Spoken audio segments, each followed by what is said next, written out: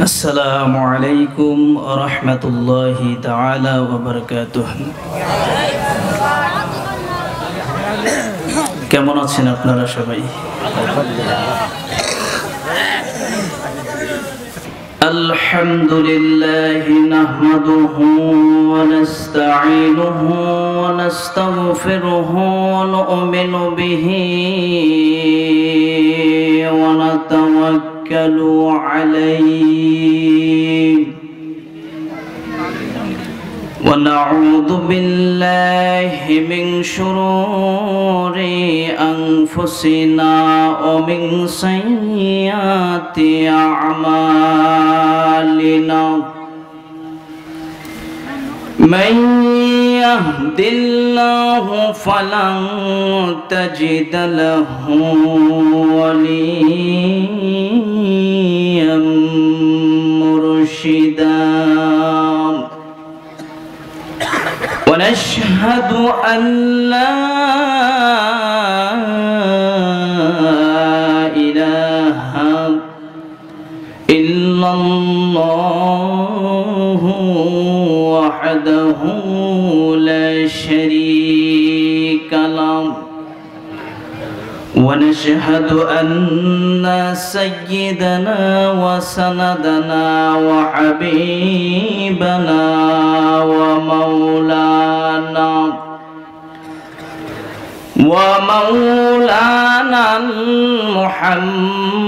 محمدا عبده ورسوله الذي أرسل إلى الناس كافة بشيرا ونذيرا وداعيا إلى الله بإذنه وسراجا وقمرا منيرا أما بعد فقد قال الله تعالى في كلامه المجيد وفي فرقانه الحميد إن الساعة آتية أكاد أخفيها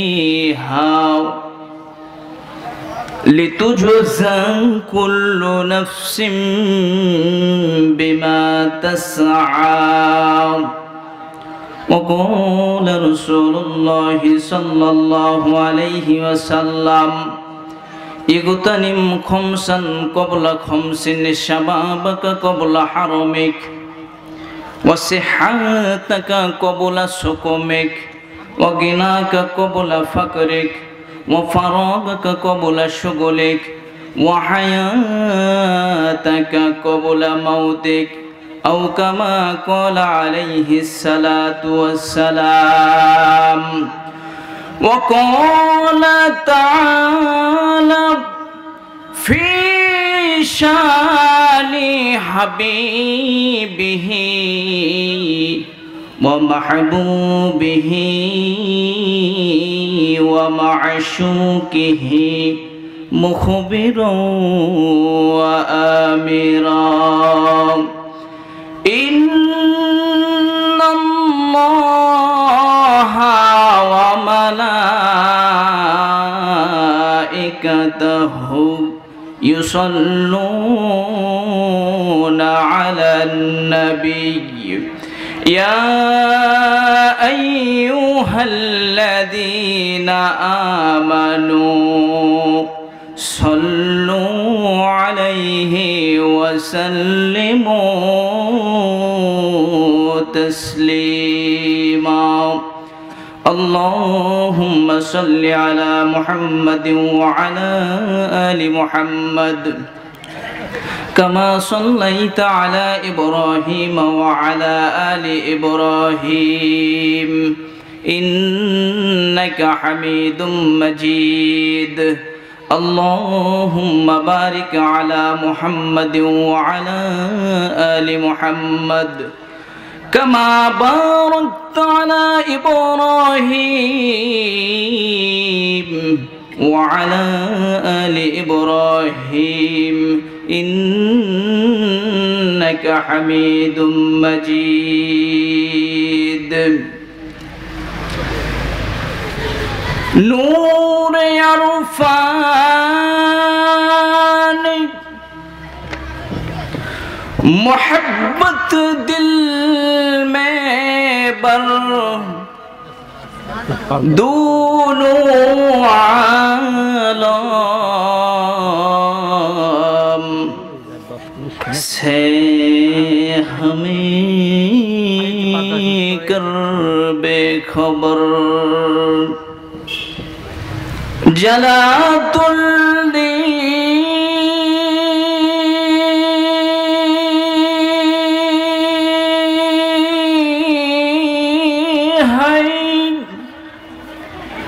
मेरे दिल में है आराब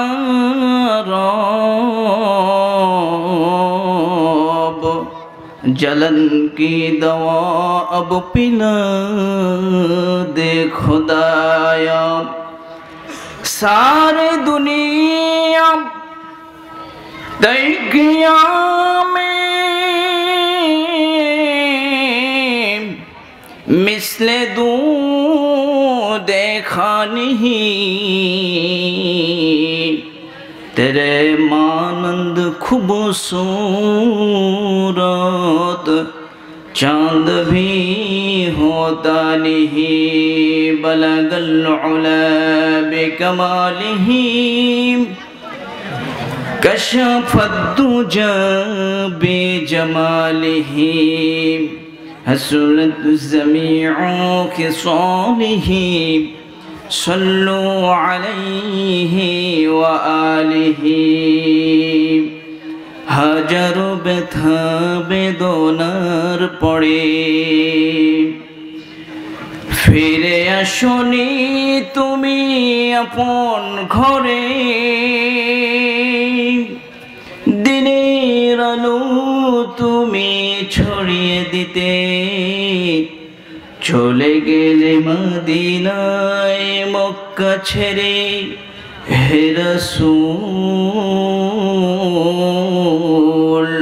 তোমাকে ভুলে আমি কেমন করে হে রাসূল তোমাকে ভুলে আমি কেমন করে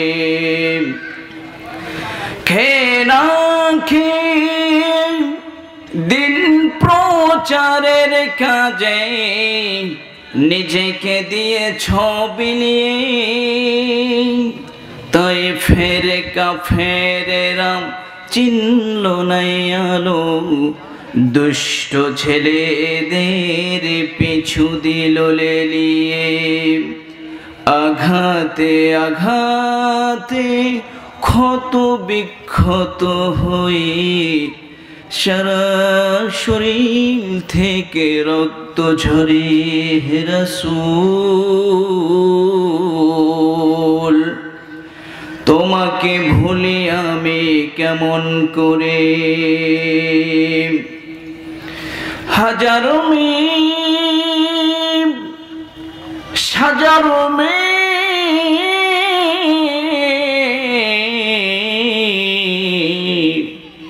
तेरे रंग बू है जिधर देखता है अल्लाह उधर तू ही तू है ला इलाहा ज़बान खुले पढ़ुन ला इलाहा जोरे शोरे ला इलाहा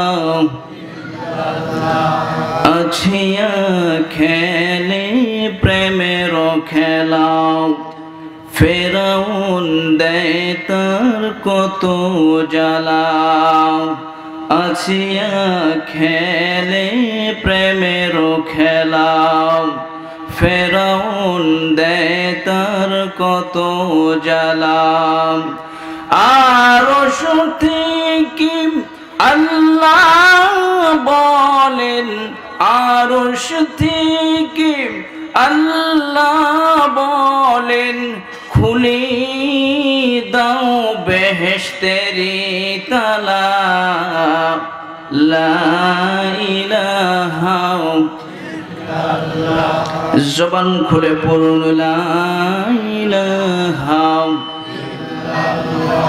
ভাইজান বহু দূরে মদিনা কেমনে যাব জানি না বহু দূরে মদিনা কেমনে যাব জানি না দয়া করুন দয়ার আল্লাহ দয়া করুন দয়ার আল্লাহ পুরো মনের বাসনা লা ইলাহা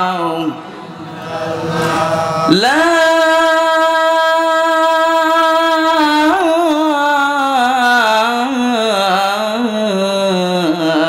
ইলাহা ইল্লাল্লাহ মুহাম্মাদুর রাসূলুল্লাহ সকলেই পড়ছি সাল্লাল্লাহু আলাইহি ওয়াসাল্লাম বিলম্ব করব না আপনাদের সামনে এই পবিত্র গ্রন্থ থেকে আমি 14 নম্বর আয়াত আপনাদের সামনে তেলাওয়াত করেছি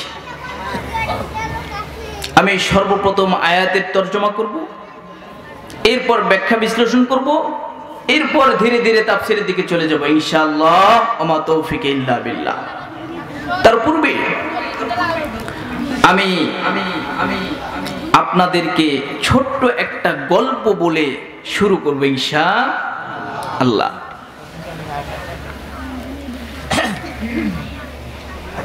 এক এলাকাতে এক কৃষক ছিল চিনেন তো এই কৃষক ব্যক্তিটা উনি কাজ করে করে ফজরের নামাজ পড়ে চলে গেছে কাজ করতে করতে পেটে ক্ষুধা লাগছে এমন অবস্থায় বাড়িতে আসবে এই বাড়িতে আসার সময় এরকম সুড়ঙ্গ পথ থাকে এই সাইডেও ধান এই সাইডেও ধান এটাকে কি বলেন আইল কি আইল দিয়ে আসতেছে আস্তে আস্তে আস্তে আস্তে প্রতিমধ্যে এরকম বড় একটা স্বর্ণের বার পড়ে পড়েছে কি স্বর্ণের বার বুঝেন মানে স্বর্ণের টুকরা বেচারা চিন্তা করছে আমি সাদাসিধা একজন কৃষক মানুষ এত দামি সম্পদ এটা আমার পরে 14 গোষ্ঠী বসে খাওয়ার মতো একটা সম্পদ ভালো করে খুঁজে খুঁজে দেখতে দেখতে দেখে তলায় এক কানিতে একটু ময়লা জমে আছে কাদা কোথায় স্বর্ণ আর কোথায় কাদা এটা কি মানাচ্ছে সে এটাকে পরিষ্কার করার জন্য ধোয়ার জন্য এই যে আপনাদের এলাকায় কি বলে এটা জান বিল বা পুকুর মনে করেন পুকুরের মধ্যে সে ধুচ্ছে পরিষ্কার করতেছে এমন তো অবস্থায় পরিষ্কার করতে করতে করতে করতে সাবান যেরকম ভাবে হাত থেকে পিছলে যায় সেটা এইভাবে পড়ে গেছে পুকুরটা অনেক গর্ত থাকার কারণে অনেক গভীর থাকার কারণে অনেক খোঁজাখুঁজি করেছে কিন্তু পায়নি এবার বেচারা একে তো খিদে লাগছে পেটের ভিতরে ক্ষুধা আছে না নাই 10টা পার হয়েছে ও খুঁজতে খুঁজতে 12টা বাজে এখন এই ডিপ্রেশনে টেনশনে তার জবান দ্বারা একটা কালিমা জারি হয়ে গেছে কি কালিমা জিকির জিকির মানে কি বলতেছে জানেন ধুইলাম কেন না ধুইলেই তো হইতো এটা বলতে বলতে বাড়িতে যাচ্ছে, ধুইলাম কেন, না ধুইলেই তো হইতো। তো ওনার স্ত্রী বলছে, আরে ভাত বাড়া আছে, খাও না। কই ধুইলাম কেন, না ধুইলেই তো হইছে, না ধুইলেই তো হইতো। আচ্ছা, এরপর ওর ছেলে ডাকতেছে, আব্বু খাবার খাবেন না, খাবার ঠান্ডা হয়ে যাচ্ছে। সে বলে ধুইলাম কেন, না ধুইলেই তো হইতো। কথা বুঝেন নাই? যে জিনিস হারিয়ে ফেলছে 14 গোষ্ঠী বসে খাওয়ার মতো একটা সম্পদ, ধুইলাম কেন, না ধুইলেই তো হইতো। এবার ওই বাড়ির ভিতরে সব থেকে যিনি বিশ্বাসযোগ্য একটা মহিলা, তেনার মা, কি হয়েছে ছেলেটার, একটা নিরালা জায়গার ভিতরে নিয়ে বলতেছে, বাবা বলো তো তোমার কি হয়েছে। বলে মা এই এই বৃত্তান্ত। এখন ওর মা শুনে বলতেছে, আসলেই তো এত আশ্চর্যজনক একটা ঘটনা, এটা শুনলাম কেন, না শুনলেই তো হইতো। বুঝেন নি কথাটা? বাড়িতে পাগল ছিল আগে একটা, এখন হয়েছে কয়টা? মাশাআল্লাহ, আপনারা আলোচনা বুঝতেছেন তাহলে। তো দুইটা এক বাড়িতে পাগল, আশেপাশের মানুষ খোঁজ খবর নেওয়া শুরু করে দিচ্ছে, কি এটা হঠাৎ করে পাগল হয়ে গেল, ভূতে ধরছে। কাজ করতে গেছে দুপুরবেলায় ভূতে ধরেছে, কবিরাজে খবর দিছে।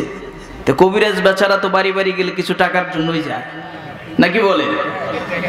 তো কবিরাজ আসার পরে দেখি এই দুইটার একটাও পাগল না। এখন কবিরাজ বলতেছে, আসলাম কেন, না আসলেই তো হইতো। কথাটা কবিরাজ বলতেছে কি, আসলাম কেন, না আসলেই তো হতো। এখন যারা এখানে বসে আছেন এরা অনেকেই চিন্তা করছে, এই ঠান্ডার মধ্যে আসলাম কেন, না আসলেই তো হইতো। এই কোরআনের মাহফিলটা কি প্রতিদিন হবে? বছরে একবার কোরআনের মাহফিল হয়। এখনো অনেক যুবক লেপ গায়ে দিয়া, কম্বল গায়ে দিয়া স্ত্রীর সাথে কোলাকুলি করে ঘুমাচ্ছে, আছে না নাই? মুসলমান, এই এলাকাতে আমি মনে করি আজকে কোরআনের মাহফিল হচ্ছে, পুরো এলাকা আল্লাহ রাব্বুল আলামিন এই যে মাইকের আওয়াজ যতদূর যাচ্ছে, আল্লাহ তাআলা ফেরেশতা দিয়ে এদেরকে ফেরেশতা দিয়ে নিয়ন্ত্রণ করে দিয়েছেন। এবং প্রত্যেকটা জায়গাতে আমি মনে করি আল্লাহ তাআলা রহমতের ধারা, রহমতের বৃষ্টি ধারা আল্লাহ তাআলা নাজিল করতেছেন। সিম্পল ব্যাপার, কোরআনের আয়াত যেখানে শুরু হয়, যেখানে তেলাওয়াত হয়, সেই জায়গাটা একটা জান্নাতের পরিবেশ তৈরি হয়ে যায়। এই জন্য যারা এখানে আছেন অনেকগুলো মানুষ, আমার অনেক ভালো লাগতেছে আলহামদুলিল্লাহ। তো আমি যদি কোরআন থেকে আলোচনা করি, শুনবেন তো ইনশাআল্লাহ? শেষ পর্যন্ত থাকবেন। কে কে আছেন আল্লাহরে দেখায় দেন, শেষ পর্যন্ত থাকতে হবে। আমি দোয়া করব মন থেকে ইনশাআল্লাহ, আল্লাহ তাআলা সকলকে কবুল করুক। সকলে পড়ছি আমিন। আমার ভাইরা, আল্লাহ যেন আমাকে ইখলাসের সাথে বলার তৌফিক দান করে, আর আপনাদের আমলের নিয়তে, সহি নিয়তে আমার আলোচনাগুলো যাতে শোনার তৌফিক দান করেন, এই জন্য পড়ছি আমিন। আজকের মাহফিল যারা এত কষ্ট করে আমার যুবক ভাইরা আঞ্জাম দিয়েছেন, এবং মাহফিলের কমিটি পক্ষ যারা আছে, সভাপতি সেক্রেটারি যারাই আছে, সবগুলোকে আল্লাহ যেন মাফ করে দেয়। সকলে পড়ছি আমিন। এই মাহফিলকে কেন্দ্র করে আল্লাহ যেন কিয়ামতের দিন আমাদেরকে, এই মাহফিলকে, কোরআনের মাহফিলকে উছিলা করে আমাদের সব গুনাহ খাতা মাফ করে দিয়ে জান্নাতের ব্যবস্থা করে। সকলে পড়ছি আমিন। আমার ভাইরা, এখন আমি সরাসরি পবিত্র কালামুল্লাহ থেকে আলোচনা করব, কারণ আমি আবার কয়েক পর্বের বক্তা, আপনারা হয়তো অনেকেই জানেন না। আমার ওয়াজের মধ্যে চুকা আছে, মিষ্টি আছে, টক ঝাল সবই আছে, কান্দা আছে, হাসি আছে, সব পাইবেন একে সব। আমার ওয়াজের মধ্যে সবই আছে ইনশাআল্লাহ। গজল আছে, ওয়াজ আছে, শোনা যাবে তো ইনশাআল্লাহ। শেষ পর্যন্ত থাকবো। তো আল্লাহ রাব্বুল আলামিন এই সূরা তাহা, আমিরুল মুমিনিন, এই সূরা তাহাটা পড়তেছিলেন আর কাঁদতেছিলেন। হযরতে ওমর রাদিয়াল্লাহু তাআলা আনহু এই সূরার মাধ্যমে তিনি ইসলাম ধর্ম গ্রহণ করার সুযোগ পেয়েছেন, এবং এই সূরার মাধ্যমে তার মর্যাদা আল্লাহ তাআলা আকাশচুম্বী করেছেন। দামি একটা সূরা। হযরতে ওমর রাদিয়াল্লাহু তাআলা আনহু কাফের থাকা অবস্থায় আমার নবী বিশ্ব নেতা সাইয়্যিদুল মুরসালিন খাতামান নবিয়্যিন আশরাফুল আম্বিয়া নবীকে হত্যা করার উদ্দেশ্যে নাঙ্গা তরবারি দিয়ে রওনা দিয়েছে। প্রতিমধ্যে একজন লোকের সাথে দেখা হয়েছে, নামটা নাইম। নাম তার কি? নাইম। বলল, ভাই এত বেগে এত ক্ষোভে কোথায় যাচ্ছ? বলছে, আমার সময় নষ্ট করা যাবে না, আমি মুহাম্মাদের কাল্লা কাটার জন্য যাচ্ছি। নাউজুবিল্লাহ পড়েন। তো ওই লোকটা বলল, তোমার বোনকে আগে ঠিক করো। তুমি কি জানো তোমার বোন ফাতেমা স্বয়ং নবীর হাতে মুসলমান হয়ে মুসলিম হয়ে মুসলমানিত্বর সব ধর্ম মেনে নিয়েছে। ওমর আবার ইসলাম ধর্ম গ্রহণ করার আগে থেকেই ন্যায়পরায়ণ ছিলেন। কি ছিলেন? ইসলাম ধর্ম গ্রহণ করার আগে থেকেই তিনি সত্যকে প্রাধান্য দিতেন। তুমি চিন্তা করলে ঠিকই তো, শর্ট ঘুরিয়ে ফেলছে, ঘোরা ঘুরিয়ে তার বোনের বাসায় গিয়ে এক পর্যায়ে ফাতেমাকে মারতে মারতে মারতে মারতে রক্তাক্ত করে ফেলেছে।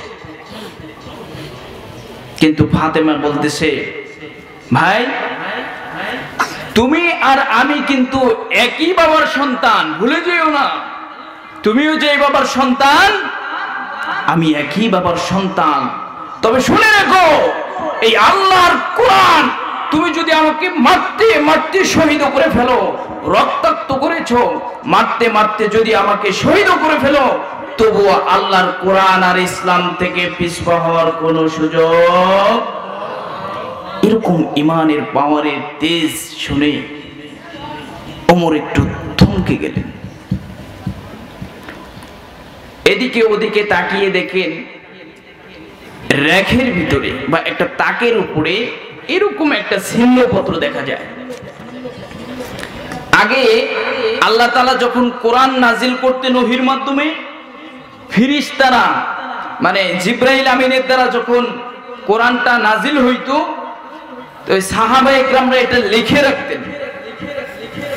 কেউ গাছের পাতায়, কেউ আবার গাছের বাকলি, কেউ আবার পশুর চামড়ায়, কেউ আবার পশুর হাড্ডিতে, উটের হাড্ডিতে, বিভিন্ন জায়গায়, কেউ আবার এরকম ছোট ছোট কাগজের টুকরাতে লিখে রাখতেন।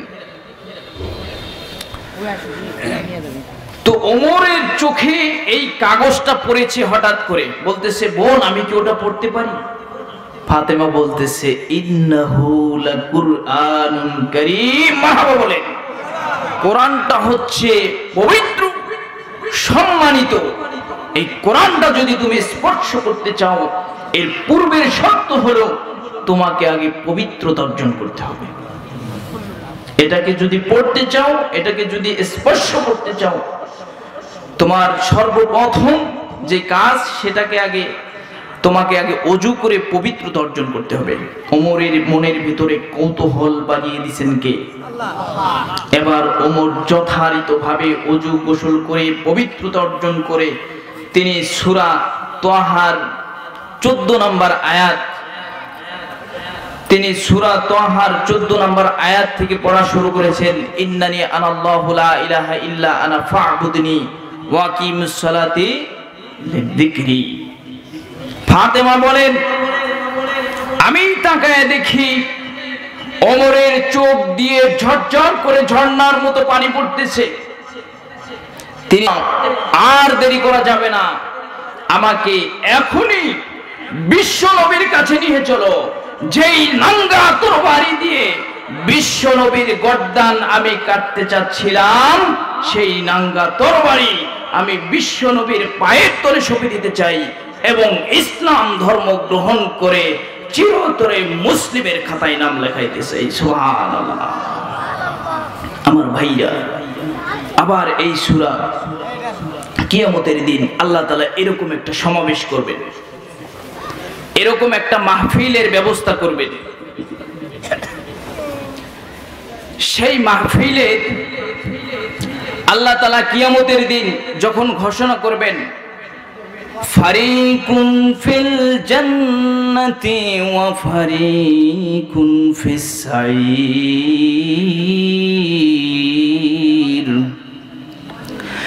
আল্লাহ তাআলা ঘোষণা করবেন, দুনিয়ার মানুষেরা তোমাদের মধ্য থেকে একদল জান্নাতি হবে আর একদল জাহান্নামী হবে।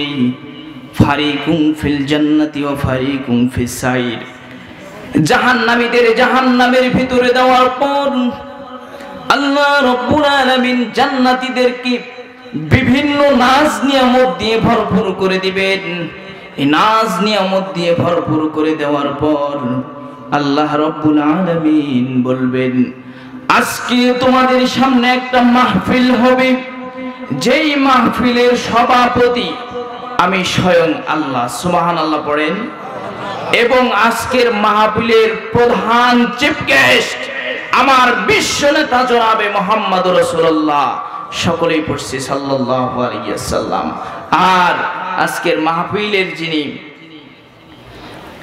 বিশেষ অতিথি হযরতে দাউদ পয়গম্বর, চেনেন আপনারা? হযরতে দাউদ পয়গম্বর আলাইহিস সালাতু ওয়াস সালাম যখন জাবুর তিলাওয়াত করতেন, আসমানের পাখিগুলো তার কোরআনের তার জাবুর তেলাওয়াত শোনার জন্য আসমানের পাখিগুলো জমিনে নেমে আসতো। সমুদ্রের পাখি সমুদ্রের মাছগুলো মাঝখান থেকে কিনারায় চলে আসতো। মানুষগুলো তার তেলাওয়াতের পাগল পড়া ছিল। এই দাউদ আলাইহিস সালাতু ওয়াস সালামকে যখন আল্লাহ তাআলা বলবেন, দাউদ রে, আমার এই পাগল বান্দাগুলোকে সূরা তহা দিয়ে সূরা পবিত্র কালামুল্লাহ থেকে সূরা পড়ে আমার এই পাগলগুলোকে ধন্য করতে থাকো। দাউদ আলাইহিস সালাম তখন অটোমেটিক কোরআনের হাফেজ হয়ে যাবেন। তখন তো কোরআন ছিল না, ছিল অটোমেটিক 30 পারা কোরআনের হাফেজ হয়ে যাবেন। আর দাউদ আলাইহিস সালাতু ওয়াস সালাম সেদিন এই সূরা তহা থেকে তেলাওয়াত আরম্ভ করবেন। মারহাবা কোন আমার ভাইরা। তাহলে বোঝা গেল এই তহা সূরার অনেক ফজিলত এবং মাহাত্ম্য আছে না নাই? এই তহা সূরার অনেক দাম আছে না নাই? সেখান থেকে আমি একটা আয়াত আপনাদের সামনে পড়েছি।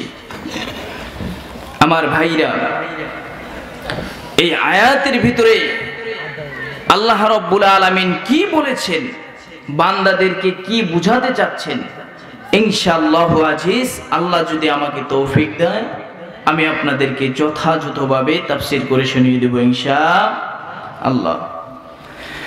আমার বন্ধুরা, আল্লাহ রাব্বুল আলামিন বলেন, ইন্নাস সাআতা আতিয়াতুন আকাদু ফিহা লিতুজজা কুল্লু নাফসিন বিমা তাসআ।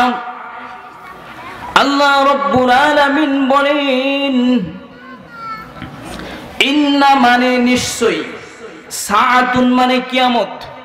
ভালো করে বুঝেন, ইন্না মানে নিশ্চয়ই, সাআতুন মানে কিয়ামত, আতিয়াতুন মানে আসবেই, আকাদু উকফিহা আমি আল্লাহ তাআলা গোপন রেখেছি পৃথিবীর মধ্যে কবে কিয়ামত পরিবেশন হবে, কবে কিয়ামত চালু হবে দুনিয়ার কোনো মানুষ জানে না, এমনকি নবীরা পর্যন্ত জানতো না।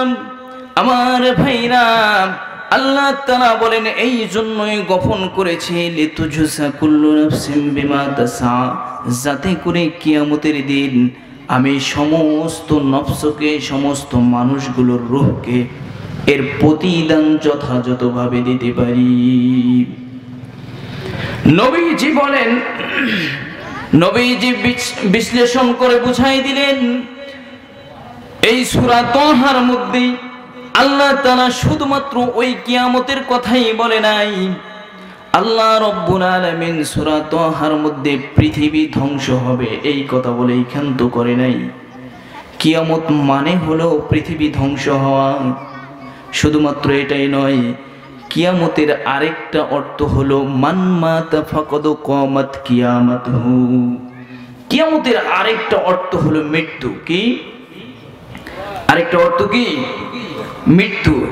এবার একটু বুঝে থাকলে বলেন তো, এখানে আমরা যতগুলো মানুষ আছি আমাদের মরণ আছে না নাই?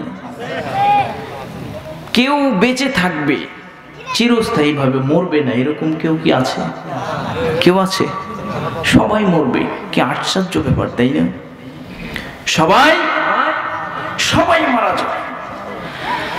আল্লাহ রাব্বুল আলামিন সূরা রহমানের ভিতরে বলেন, কুল্লু মান আলাইহা ফান, সমস্ত মানুষগুলো ধ্বংস হয়ে যাবে, সমস্ত দুনিয়াটা ধ্বংস হয়ে যাবে, সব কিছু ফানা ফানা হয়ে যাবে, সব কিছুই ধ্বংস হয়ে যাবে। শুধুমাত্র একজন বাকি থাকবেন, তিনি কে? ওয়ায়াবকা ওয়াজহু রাব্বিকা যুল জালালি ওয়াল ইকরাম। আল্লাহ তাআলা বলেন, আমি রব্বুল ইজ্জাত ওয়াল জালাল ছাড়া দুনিয়ার মধ্যে আর কোনো বস্তু, আর কোনো সত্তা বেঁচে থাকবে না।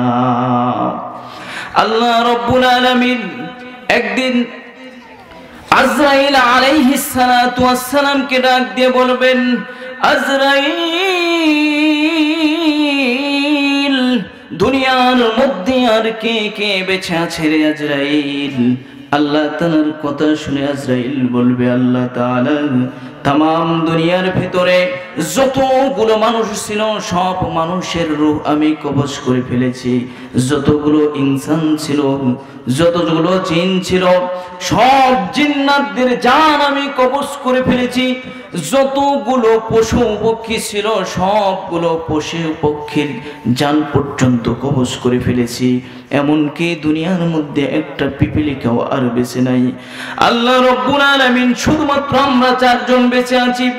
বেঁচে আছে জিব্রাইল, বেঁচে আছে মিকাইল, বেঁচে আছে ইসরাফিল, আর আমি আছি আজরাইল। আল্লাহ তাআলা ডাক দিয়ে বলবেন, জিব্রাইল, এই জিব্রাইল কেউ মেরে ফেলো, মিকাইল কেউ মেরে ফেলো, ইসরাফিল কেউ মেরে ফেলো। কেউ থাকবে না, কেউ থাকবে না, শুধুমাত্র দুইজন মানুষ থাকবে। একে তো আমার আল্লাহ চিরঞ্জীব, আরেকজন থাকবে আজরাইল। এবার আজরাইল কেউ আল্লাহ বলবেন, আজরাইল তুমিও মরে যাও। কি বলবেন? তুমিও মরে যাও। এই কথাটা এই পর্যন্ত এখানে একটু অফ করলাম, আপনারা পরে মনে করাই দিবেন আমাকে।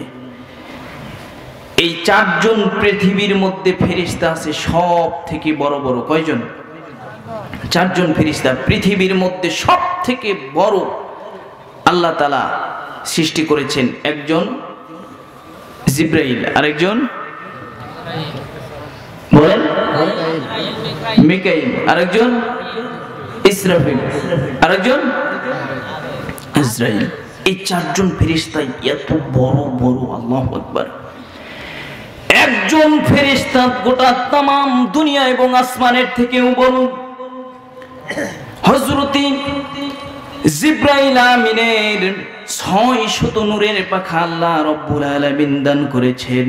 এই 600 নূরের পাখার মধ্য থেকে একটা নূরের পাখা যদি দুনিয়ার মধ্যে বিস্তৃত করে দেয়, তামাম দুনিয়াটা অন্ধকারে ছেয়ে যাবে।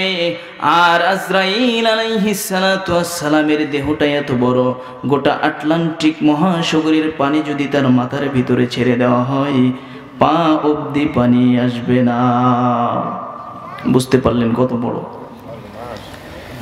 আমার বন্ধুগণ, এত বড় বড় ফেরেশতা বলেন তো মরবে না বাঁচবে? মরণ আছে না নাই? এত বড় ফেরেশতা হওয়ার পরেও মারা যাবে। হযরতে ইসরাফিল আলাইহিস সালাতু ওয়াস সালাম আবার কত বড়, শুধুমাত্র ফুৎকারের মাধ্যমে পুরো দুনিয়া ধ্বংস হয়ে যাবে। ইজা জুলজিলাতিল আরদু জিলজালাহা, पहाड़े फट जाएंगे ज़मीं पर ज़लज़ला होगा, मोहम्मद तक तो फर होगा, अदालत पर खुदा होगे। সমস্ত দুনিয়াটা ভেঙে তছনছ হয়ে যাবে, সব কিছু একদম মাসাকার হয়ে যাবে, শুধুমাত্র ইসরাফিলের সিংহায় ফুৎকার দেওয়ার কারণে। তার ফুৎকারের মধ্যে যদি এত শক্তি থাকে, তার দেহটা কত বড় আন্দাজ করেছেন কি?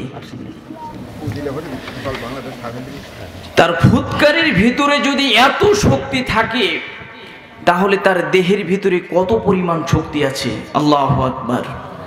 আমার ভাইরা, এই ইসরাফিল আলাইহিস সালাতু ওয়াস সালামের এই কপালের ভিতরে দুই ভুরুর মাঝখানে আল্লাহ রাব্বুল আলামিন রাখলেন লৌহে মাহফুজ।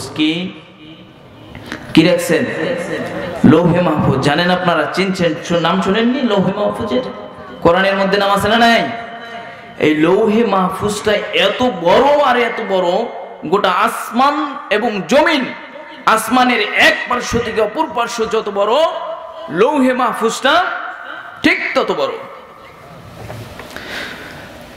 এই লৌহে মাহফুজটার ভিতরে আমরা যারা আজকে এখানে আছি, সবার এক কপি করে ছবি সেখানে ঝুলানো আছে।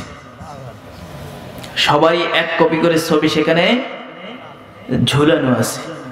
এবার বলবেন, হুজুর কেমন? যখন এই আয়াত রাসূলুল্লাহ সাল্লাল্লাহু আলাইহি ওয়াসাল্লাম বলেন, আমার ভাইরা দিনের কান লাগায় শুনেন, আমার বন্ধুগণ একটু মনোযোগ বাড়ায় দেন। আমার নবী বলেন, কিয়ামতের দিন আমি রব্বুল আলামিন আমার নবীকে সব থেকে বেশি সম্মানী করব। আল্লাহ তাআলা নবীর সম্মানার্থে দুনিয়ার ভিতরে বেঁচে থাকা অবস্থায় অনেক কিছু আল্লাহ রব্বুল আলামিন দুনিয়াতে দেখিয়ে দিয়েছেন। নবীজি বলেন, আমি হাদিসের মধ্যে পেয়েছি। আমার ভাইরা, আমার নবী বলেন, সমস্ত উম্মতগুলো, সমস্ত নবীগুলো তাদের উম্মতকে নিয়ে আমি নবীর সাথে দেখা করেছে। আমি নবী দেখলাম কোন নবী তার 40 জন উম্মত নিয়ে আমার সাথে দেখা করলো।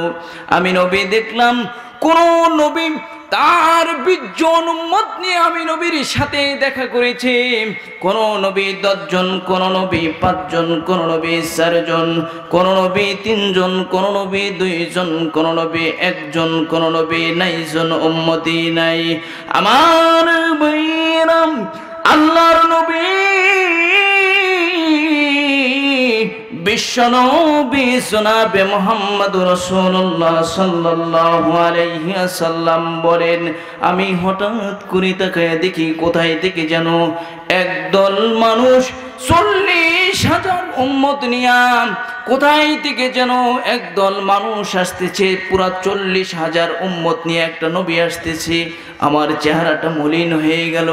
আমি আল্লাহকে জিজ্ঞাসা করলাম, ইয়া রব্বুল আলামিন, এই পয়গম্বর কোন পয়গম্বর যার 40,000 উম্মত আছে? আল্লাহ পাক ডাক দিয়া বললেন, হাবিব,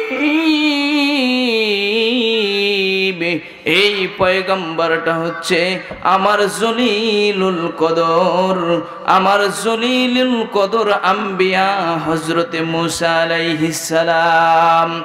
হযরতে মূসা আলাইহিস সালাতু ওয়াস সালামের, আমার ভাইরা, হযরতে মূসা আলাইহিস সালাতু ওয়াস সালামের 40 লক্ষ উম্মত আছে। 6 লক্ষ, কয় লক্ষ? 6 লক্ষ উম্মত আছে।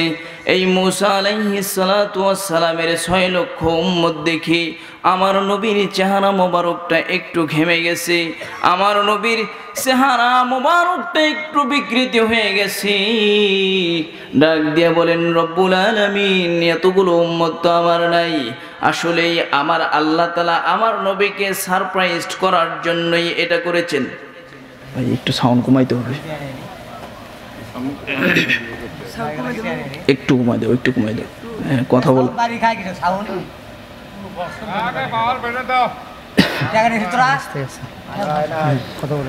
আমার ভাইরা, একটু দিলের কান লাগায় শুনেন। নবীজি বলেন, আল্লাহ তাআলা আমাকে ডাক দিয়ে বলেন, নবীজি আপনি একটু ডান দিকে তাকান। আমি ডান দিকে তাকাইলাম, ডান দিকে তাকায় দেখি শুধু মানুষ আর মানুষ দেখা যায়। এত মানুষ, এত মানুষ, মানুষের কারণে ডান দিকের আসমানটা আর দেখা যায় না। আমার ভাইরা, আল্লাহ তাআলা বলেন, নবীজি এবার একটু বাম দিকে তাকান। আমি নবী বাম দিকে তাকায় দেখি শুধু মানুষ আর মানুষ দেখা যায়। এত মানুষ, মানুষের কারণে বাম দিকের আসমানটা আর দেখা যায় না। আল্লাহ তাআলা আবার বলেন, নবী যে একটু সামনের দিকে তাকান। আমি নবী সামনের দিকে তাকাইলাম, শুধু মানুষ আর মানুষ দেখা যায়। এত মানুষের কারণে পুরা সামনে বামে ডানে পিছনে মানুষের ভিড়ের কারণে আসমানটা আর দেখা যায় না। আল্লাহ তাআলা এবার ডাক দিয়ে বললেন, নবীজি এই যে ডানে বামে পিছনে সামনে উপরে নিচে যত মানুষ আপনি দেখলেন, এই মানুষগুলো কারা তাদেরকে চিনেননি? আমার নবীজি আপনি তো মাত্র 6 লক্ষ উম্মত দিকে বিপাসিত হয়ে গেছেন, 6 লক্ষ উম্মত দেখে ঘেমে গেছেন। নবীজি এই যে লক্ষ লক্ষ কোটি কোটি উম্মত আপনি দেখছেন, ডান দিকে যত উম্মত আপনি দেখেছেন, বাম দিকে যত উম্মত আপনি দেখেছেন, এখানে 6 লক্ষ নয়, 6,000 লক্ষ নয়, 600 কোটি লক্ষ নয়, কোটি কোটি অগণিত অজস্র উম্মত রয়েছে। এই সবগুলো উম্মত আপনি নবী রাহমাতুল লিল আলামিনের। সুবহানাল্লাহ পড়েন। আমার ভাইরা বলবেন, হুজুর কেমন করে বুঝলেন? আমার নবী বিশ্ব নবী মুফাসসিরে কিরামগণ বলেছেন, নবীজিকে দেখিয়েছেন আল্লাহ তাআলা হয়তো মেরাজে আর নয়তো স্বপ্নে। কোথায়? কেমন করে? হয়তো মেরাজে নয়তো স্বপ্নে। এবং দেখাইলেন কোন জায়গায়? ওই যে কিছুক্ষণ আগেই বললাম, লৌহে মাহফুজে আমাদের সবার ছবি আছে না নাই? আমার ভাইরা এই লৌহে মাহফুজ থেকে আমার রব্বুল আলামিন এই লৌহে মাহফুজ থেকে আমার নবীকে সকল মানুষগুলোকে দেখায় দিলেন। এই লৌহে মাহফুজের ভিতরে শুধু মানুষগুলোর ছবি আছে তাই নয়, গোটা পৃথিবীর মধ্যে মানুষগুলো যা কিছু করবে সব কিছু এই লৌহে মাহফুজের ভিতরে লিপিবদ্ধ হয়ে যাবে। আমার ভাইরা আল্লাহ তাআলা কোরআনের মধ্যে বলেন, ওয়াকুল্লা শাইইন আহসাইনাহু ফি ইমামিম মুবিন।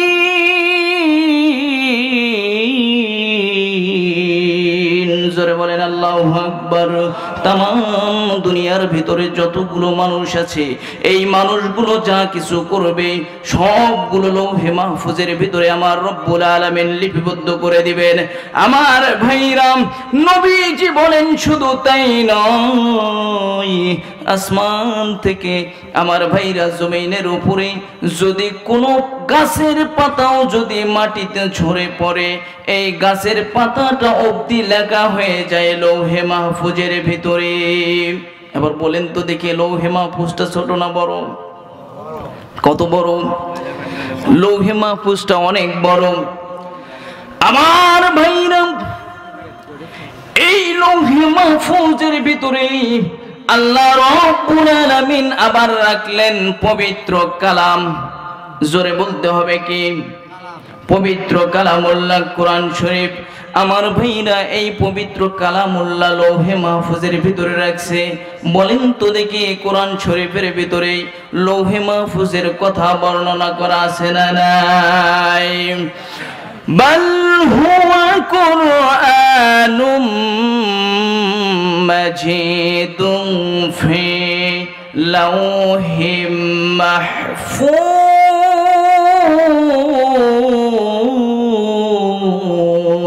জোরে বলেন আল্লাহু আকবার। আমার ভাইরা পবিত্র কালামুল্লাহটা আল্লাহ তাআলা সংরক্ষণ করেছেন কোথায়? একটু আওয়াজ দিয়ে বলতে হবে, কোথায়? পবিত্র কালামুল্লাহটা আল্লাহ তাআলা 2 জায়গায় সংরক্ষণ করেছেন। একটার নাম হলো লৌহে মাহফুজ, দ্বিতীয়টার নাম হলো গোটা পৃথিবীর ভিতরে লক্ষ লক্ষ হাফেজে কোরআন আছে না নাই? আমার ভাইরা 1 নাম্বার লৌহে মাহফুজের ভিতরে আল্লাহ হেফাজত করেছেন। 2 নাম্বার হাফেজের কলিজার ভিতরে সিনার ভিতরে আল্লাহ তাআলা পুরো 30 পারা কোরআনটা হেফাজত করেছেন। বলেন মারহাবা। আমার বাইরম একটু দিলের কান লাগায়া কথাগুলো শুনে যাবেন। আমার বন্ধুগণ, আল্লাহ রাব্বুল আলামিন বলেন, ইন্না নাহনু নাযালনা যিকরা ওয়া ইন্না লাহু লাহাফিজুন।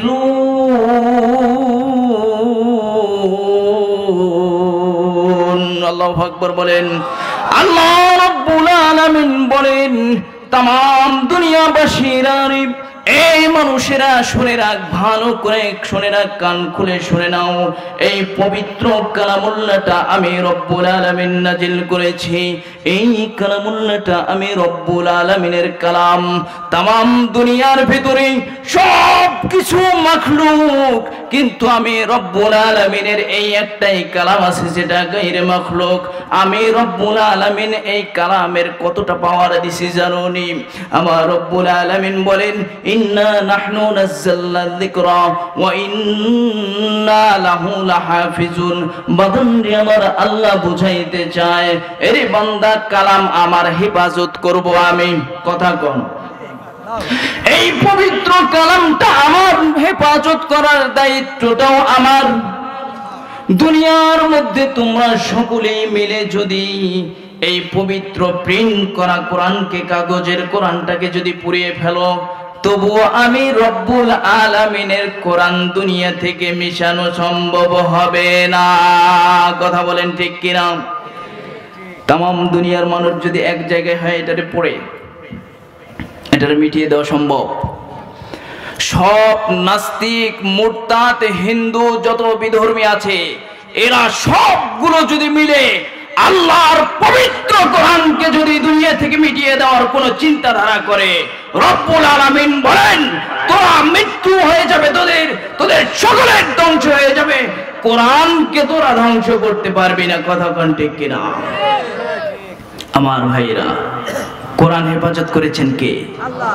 কোরআন হেফাজত করেছেন কে?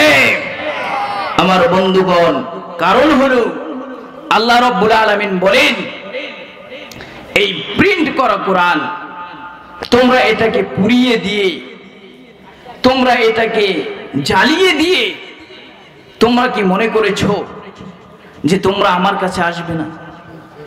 আমার পবিত্র কালামুল্লাহকে তো বলদরা, আমার পবিত্র কালামুল্লাহকে তো আমি নিজেই হেফাজত করেছি। তাছাড়া আপনি একটু আন্দাজ করে দেখেন, গোটা বিশ্বের মধ্যে একটা গ্রন্থ দেখান যে গ্রন্থের হাফেজ দুনিয়াতে আছে, আর এই গ্রন্থের হাফেজ কোটি কোটি কোটি কোটি কোটি কোটি ঘরে ঘরে। কথা কয় না? আছে না নাই? ওরা কি বুঝাইতে চায়? তুমি দুই চারটা কোরআনের আলেমকে ধরে ধরে জেলখানায় দিবা, বিভিন্ন ক্লেশ কষ্টের মধ্যে ফেলাবা, এই কোরআন ধ্বংস করা যাবে? আমার ভাইরা, কান খাড়া করে শুনেন, কোরআনের পাখিগুলোকে যদি তোমরা একের পর এক মারতে থাকো, তবুও আল্লাহর কোরআনকে পৃথিবী থেকে মিটিয়ে দেওয়া যাবে না, যাবে না, সম্ভব না।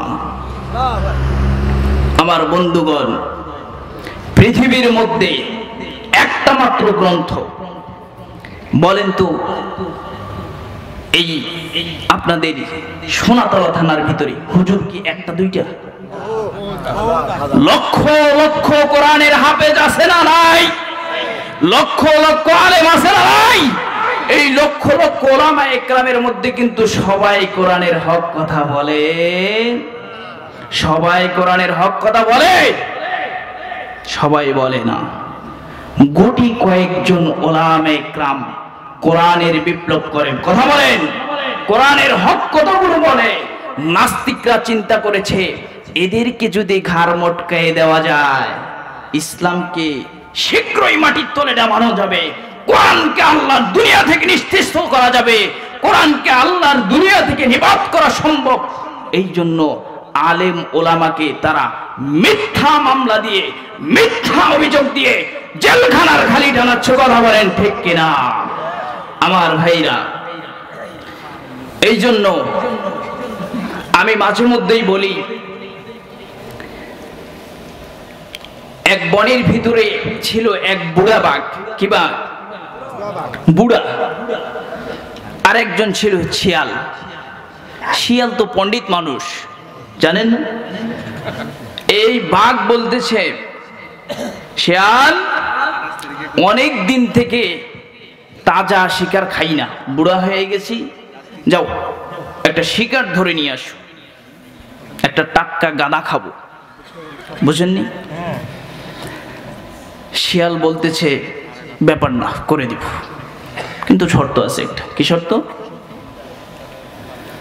বলছে, আমি মিস কল দেওয়ার আগে কোনো মাথা গরম করা যাবে না, খেয়ে ফেলবো, ছিঁড়ে ফেলবো, হুমকি ধামকি কিছুই চলবে না।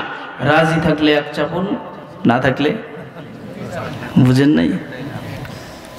এবার বাঘ বলতেছে, সব হালাল, সব জায়েজ, রাজি, যেটা চাবে সেটাই দেব, আমার গাধা চাই। কথা কয় না, আমার কি চাই? গাধা চাই। এবার শিয়াল বাঘের কথা অনুযায়ী গাধার কাছে গেল, যে প্রথমে আহলান সাহলাবান মারহাবান দিয়ে বলতেছে, ভাই কেমন আছো? ভালো আছি। তুমি এত বড় একটা প্রাণী হয়ে তোমার কি মন চায় না যে বনের বড় বড় যেগুলো প্রাণী তার পিঠের উপরে একটু উঠি, একটু নাচানাচি করি, কানটা ধরে একটু টান দেই, লেঞ্জা দিয়ে কানের মধ্যে একটু খুরখুরি দিই, তোমার কি মনে চায় না? এখন বলতেছে যে, ভাই শিয়াল, আমার মতো সাদা মাটা একটা গাধাকে এরকম প্রলোভন দিয়ে তুমি একটা গাধা, একটা হিংস্র প্রাণীর কাছে তুলে দিবা, তোমার কি একটু মায়া লাগবে না? বুঝেননি? এবার শিয়াল আলাদা পল্টি নিছে, আরে বলো, তোমাকে আগে যাইতে বলছি নাকি? আমি আগে যাব, যখন দেখবা আমি কানে টান দিছি, আমার কিছুই কয় না, তুমি আরো 100 হাত আগাবা, তুমি 300 হাত দূরে থাকবা, 100 হাত আগাবা। আবার যখন দেখবা আমি ওর কান ধইরা পিঠের উপর কি করতেছি, গাড়ি চালাচ্ছি, তুমি আরো 100 হাত আগাবা। আর বাকি আছে কত? 100 হাত। এবার তুমি যখন দেখবা আমি ওর কানের ভিতরে যখন খুরখুরি দিচ্ছি, আরো 50 হাত আগাবা। বাঘ বলেন তো, বাঘ কি এই বিড়ালের মতো নাকি? ওনার রাগ মেজাজ আছে না নাই? ওর সহ্য হয়নি, একটা গাধা আমার সামনে নাচানাচি করতেছে, আসে যায়, একটা লাফ দিছে, এক লাফে 120 হাত চলে গেছে। এবার গাধা চিন্তা করছে, চাচা আপন প্রাণ, চাচা আপন প্রাণ বাঁচাইছে। শিয়াল এবার বলতেছে, আমি আগেই বলেছিলাম কত মাথা গরম করা যাবে না, আপনার মাথা খারাপ, আপনি কেন আগেই তাকে হুমকি ধামকি দিলেন? আমি তো মিসড কল এখনো দেইনি। ঠিক আছে। এবার বাঘ বলতেছে, আমি এত 9-6 কথা বুঝি না, আমার গাধা চাই, নইলে তোরে খাবো। এবার সব হালাল বলতেছি, হুজুর ঠিক আছে ঠিক আছে, এটা কোনো ব্যাপার না, আমি যাচ্ছি। বুদ্ধিজীবী তো, গাধার কাছে আবারও গেছে। এবার গাধাকে, শিয়ালকে গাধা দেখে বলতেছে, মামু,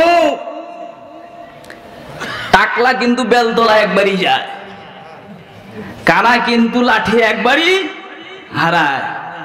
আমার ভাইরা, শিয়াল তখন বলল, বলো, ওই বাঘের মাথা ঠিক নেই। কি ঠিক নেই? যদি মাথায় ঠিক থাকতো, তুই 50 হাত, তুই ছিলি 50 হাত কাছে, তোর 1 লাফেই ধরা যায়, ওই 150 হাত লাভ দেওয়ার কোনো মানে হয়? কি বুদ্ধিটা দিল! এই সাদা সিধা মানুষ তো, ওই গাধারে আবার নিয়ে গেছে। এবার মিসড কল দিয়েছে, সাথে সাথে রিসিভ করেছে, স্বীকার করেছে। স্বীকার করার পর বাঘ বলতেছে, শিয়াল, তুমি এটাকে সসম্মানে গেস্ট রুমে নিয়ে যাও, আমি এটাকে অনেক মজা করে খাবো, অনেক দিন থেকে এরকম তাজা শিকার খাই না, আমার বন্ধু বান্ধব নিয়ে সবাইকে মিলিয়ে মিশিয়ে খাবো। চল। আমানত রেখেছে কার কাছে? আমানত রেখেছে কার কাছে? শিয়ালের কাছে। এবার শিয়াল চিন্তা করেছে, আমিও তো এরকম টাটকা জিনিস অনেক দিন থেকেই খুঁজি। শিয়াল বাঘ আসার আগেই সবকিছু একদম কলিজা, ফুসফুসে বিশেষ অংশ যেগুলো সব খেয়ে কি করছে, শেষ। মাথার মগজটাও খেয়ে ফেলছে। খেয়ে সুন্দরভাবে সেটাকে মূর্তি বানিয়ে রেখে দিচ্ছে। বাঘ এসে দেখে, কলিজায় হাত দিয়ে দেখে কলিজা নাই। ফুসফুসিতে হাত দিয়ে দেখে ফুসফুসি নেই, মাথাটাতে থাপড় মেরে দেখে মাথার ভিতরে মগজও নেই। এই শেয়াল, আমারও দিলাম খেয়ালত করলি। বলতেছে আপনার আসলেই মাথা খারাপ, আপনার শুধু মাথা গরম করে না, আপনি জানেন? এই শিয়ালটা বলতেছে আপনি তো জানেন না, যেই গাধা 50 হাত দূর থেকে একবার পালাইছে, সেই গাধা আবারও আপনার কাছে কেমন করে আসে? ওর ভিতরে কলিজা থাকলে কি ও আসতো? ওর ভিতরে ব্রেন বা মগজ থাকলে কি সে আসতো? সে তো আসতো না। ওর ভিতরে কলিজা, মগজ, ব্রেন কিছুই নেই। কি বুঝটা দিছে বুঝতে পারছেন? আজও কিছু এরকম বাংলার জন্মে যারা টেকনাফ থেকে তেতুলিয়া, রূপসা থেকে পাতুরিয়া, এই কোরআনের সংখ্যক কিছু পাখি কোরআনের কথাগুলো মানুষের দ্বারে দ্বারে পৌঁছে দিচ্ছে। কিছু কিছু নাস্তিকবাদের দালাল আছে, এরা না বুঝেই না জেনে কোরআনের আলেমদেরকে এরা বিভিন্ন মামলায়, মিথ্যা মামলায় জড়িত করে জেলখানার ঘানি টানাচ্ছে। কথা বলেন ঠিক কিনা? আমার ভাইরা, রাসূল বলেন আয়াতুল মুনাফিকিন সালাসুন, তিনটা জিনিস যার ভিতরে থাকবে। ইজা হাদাসা কাযাবা, ওয়া ইজা ওয়াদা আখলাফা, ওয়া ইজা তুমিনা খালা। এই তিনটা নেফাকের ভিতরে একটা নেফাক কারো ভিতরে ঢুকে গেলে সে কি? মুনাফিক। আর তাদের ভিতরে তিনটাই পাওয়া যায়। কথা বলেন। তারা তো আমাদের কাছে ভালো দেখাইতো, এটা অ্যাক্টিং করেছিল। কি করেছিল? অ্যাক্টিং। আমার ভাইরা, এই জন্য জাতিকে ভূমিকা নিতে হবে। আর মগজবিহীন, কলিজাবিহীন কোন জাতিকে সামনে আগাতে দেওয়া যাবে না। কথা বলেন ঠিক কিনা? আমরা সামনের বাংলাদেশ চাই কোরআন দিয়ে।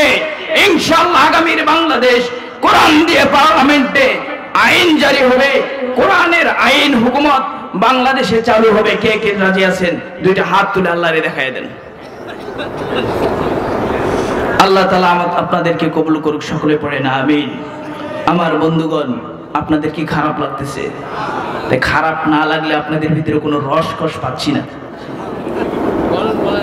আপনাদের ভিতরে তো কোনো রসকস নেই। রেসপন্স কই? রেসপন্স কোথায়? না, আপনাদের খারাপ লাগলে আমি আলোচনা চেঞ্জ করে দিব। আপনাদের খারাপ লাগলে আমি আলোচনা চেঞ্জ করে দিব। ভালো লাগতেছে না? আমার ভাইরা, এই জন্য বলতেছিলাম এই কোরআনের এত দাম। কোরআনটার সাথে যেই লেগেছে তার সম্মান আকাশচুম্বী করেছেন কে?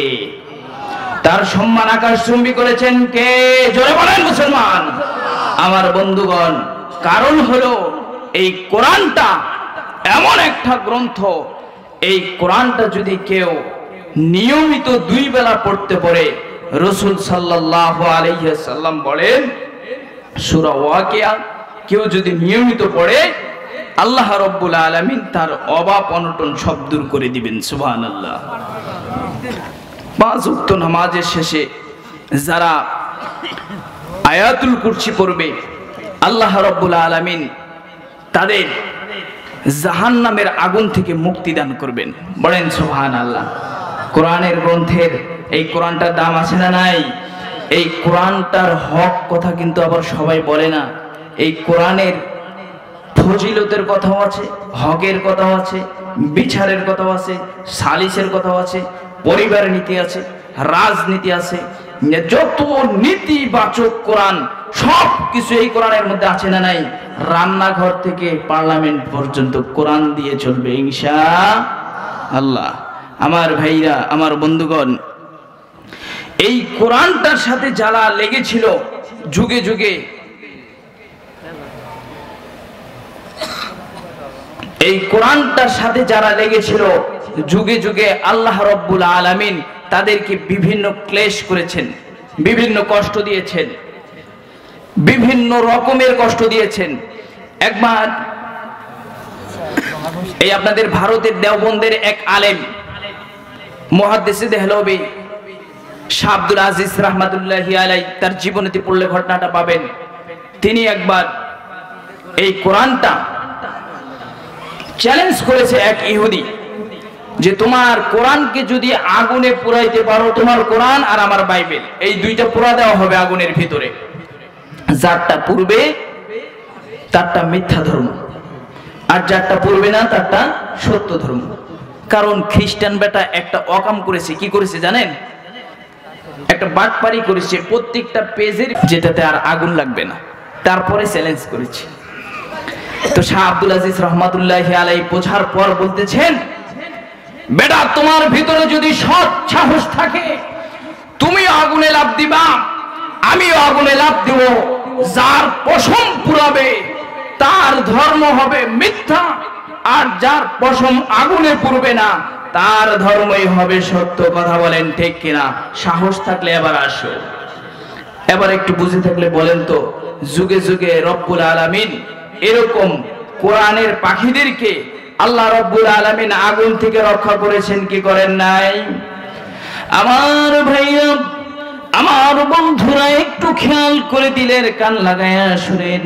হযরতে ইব্রাহিম আলাইহিস সালাতু ওয়াস সালামকে যখন নমরুদ আগুনের ভিতরে নিক্ষেপ করেছে, ইব্রাহিম আলাইহিস সালাতু ওয়াস সালাম আগুনের মধ্যে যাবে এমন তো অবস্থায় জিবরাইল আমিন চলে আসছে, ডাক দিয়ে বলে, আল্লাহর পয়গম্বর ইব্রাহিম, তোমার যদি কোনো হেল্প লাগে, সাহায্য লাগে, আমি জিবরাইলকে বলো আমি আছি। ইব্রাহিম আলাইহিস সালাতু ওয়াস সালাম বলেন, এ জিবরাইল, আমি ইব্রাহিম কোন অন্ধ খোদার ইবাদত করি না রে, আমি ইব্রাহিম কোন অন্ধ খোদার ইবাদত করি না, দাসত্ব করি না, কোন মূর্তির দাসত্ব করি না। আমার আল্লাহ আসমানের ভিতরে যা দেখেন, জমিনের ভিতরেও তা দেখেন, সমুদ্রের ভিতরে যা আছে সেটাও দেখেন, সমুদ্রের উপরে যা আছে সেটাও দেখেন।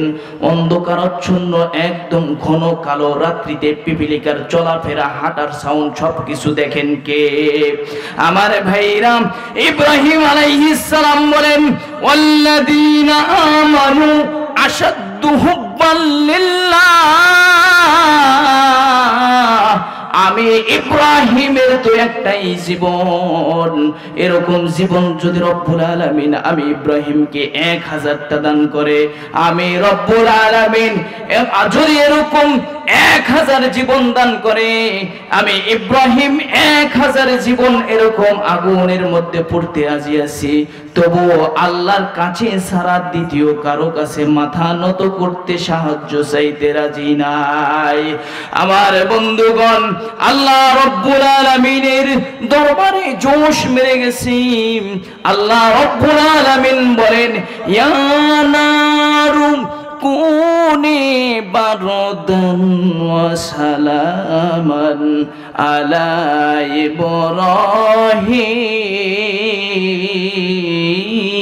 ইব্রাহিম। জোরে বলেন আল্লাহু আকবার।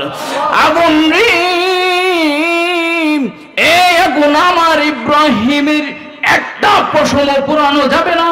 আমার ইব্রাহিমের যেন কোনো পশম না পুরে, ইব্রাহিমের যদি কোনো ক্ষতি হয়, আগুন রে তুমি আমার ইব্রাহিমের জন্য আরামদায়ক হয়ে যাও, শান্তিদায়ক হয়ে যাও, ইব্রাহিমের যেন কোনো ক্ষতি না হয়। আমার ভাইরাম, এই ইব্রাহিম আলাইহিস সালাতু ওয়াস সালামকে আল্লাহ রব্বুল আলামিন আগুন থেকে মুক্তি দান করেছিলেন, কি করেন নাই? আগুন থেকে মুক্তি দিছেন না, দেন নেই? যে নামে ইব্রাহিমের আগুন হইল পানি, ডাকার মতো ডাকলে আজ সারা দিবেন তিনি রে মন, সারা দিবেন তিনি। অমধুর নামটি মিটায় হতাশার জ্বালা, গলেতে পহরু নামের মালা, ও নামের তুলনা হবে না, হবে না, ও নামের তুলনা হবে না, হবে না, তুলনা নাই নাই নাই। এসো না আল্লাহর নামে গান গাই, এসো না মন প্রাণ জুড়াই। আল্লাহু আকবার, বলো আল্লাহু আকবার, আল্লাহু আকবার, বলো আল্লাহু আকবার। ও মধুর নামটি নিলে হৃদয় হাসে, ও মধুর নামে সুখ নেমে আসে। ও নামের তুলনা হবে না, হবে না, ও নামের তুলনা মেলে না, মেলে না, তুলনা নাই, নাই, নাই।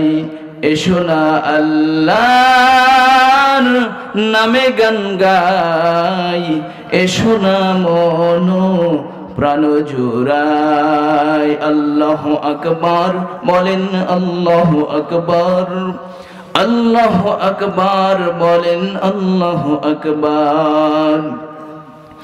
আমার বন্ধুগণ, আপনারা এখনো আলোচনা আমার বুঝলেন না। অনেকের মাথা ঘুরে গেছে, হুজুর তেলাওয়াত করলো কোথায় থেকে চলে গেছে কোথায়। আমার ভাইরা একটু ধৈর্য নিয়ে বসার যদি সুযোগ করে দেন, একটু কথা বলার যদি সুযোগ করে দেন, আর একটু ধৈর্য নিয়ে যদি কথাগুলো শুনেন, আমি মেন পয়েন্টে কথাগুলো বলে যাব। আমার ভাইরা, এতক্ষণ মানুষের কথা আর কোরআনের কথা ব্যাখ্যা দিতে গিয়ে কিছু কথা আমি বললাম। আমার ভাইরা, পবিত্র কালামুল্লাহ আমি যেই জায়গা থেকে তেলাওয়াত করেছি সেই জায়গা থেকে আমি এখন আলোচনা করব। আমার ভাইরা, একটু সময় কি আমাকে দেওয়া যাবে নাকি? দিবেন না, দিবেন না? ঘুম ধরছে আপনাদের? একটু জিকির করেন লা ইলাহা, একটু আগায় আসেন ইনশাআল্লাহ, আর একটু জিকির করি লা ইলাহা।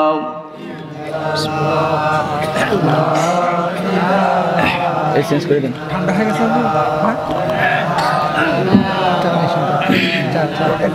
বলা শেষ। জিজ্ঞাসা করছি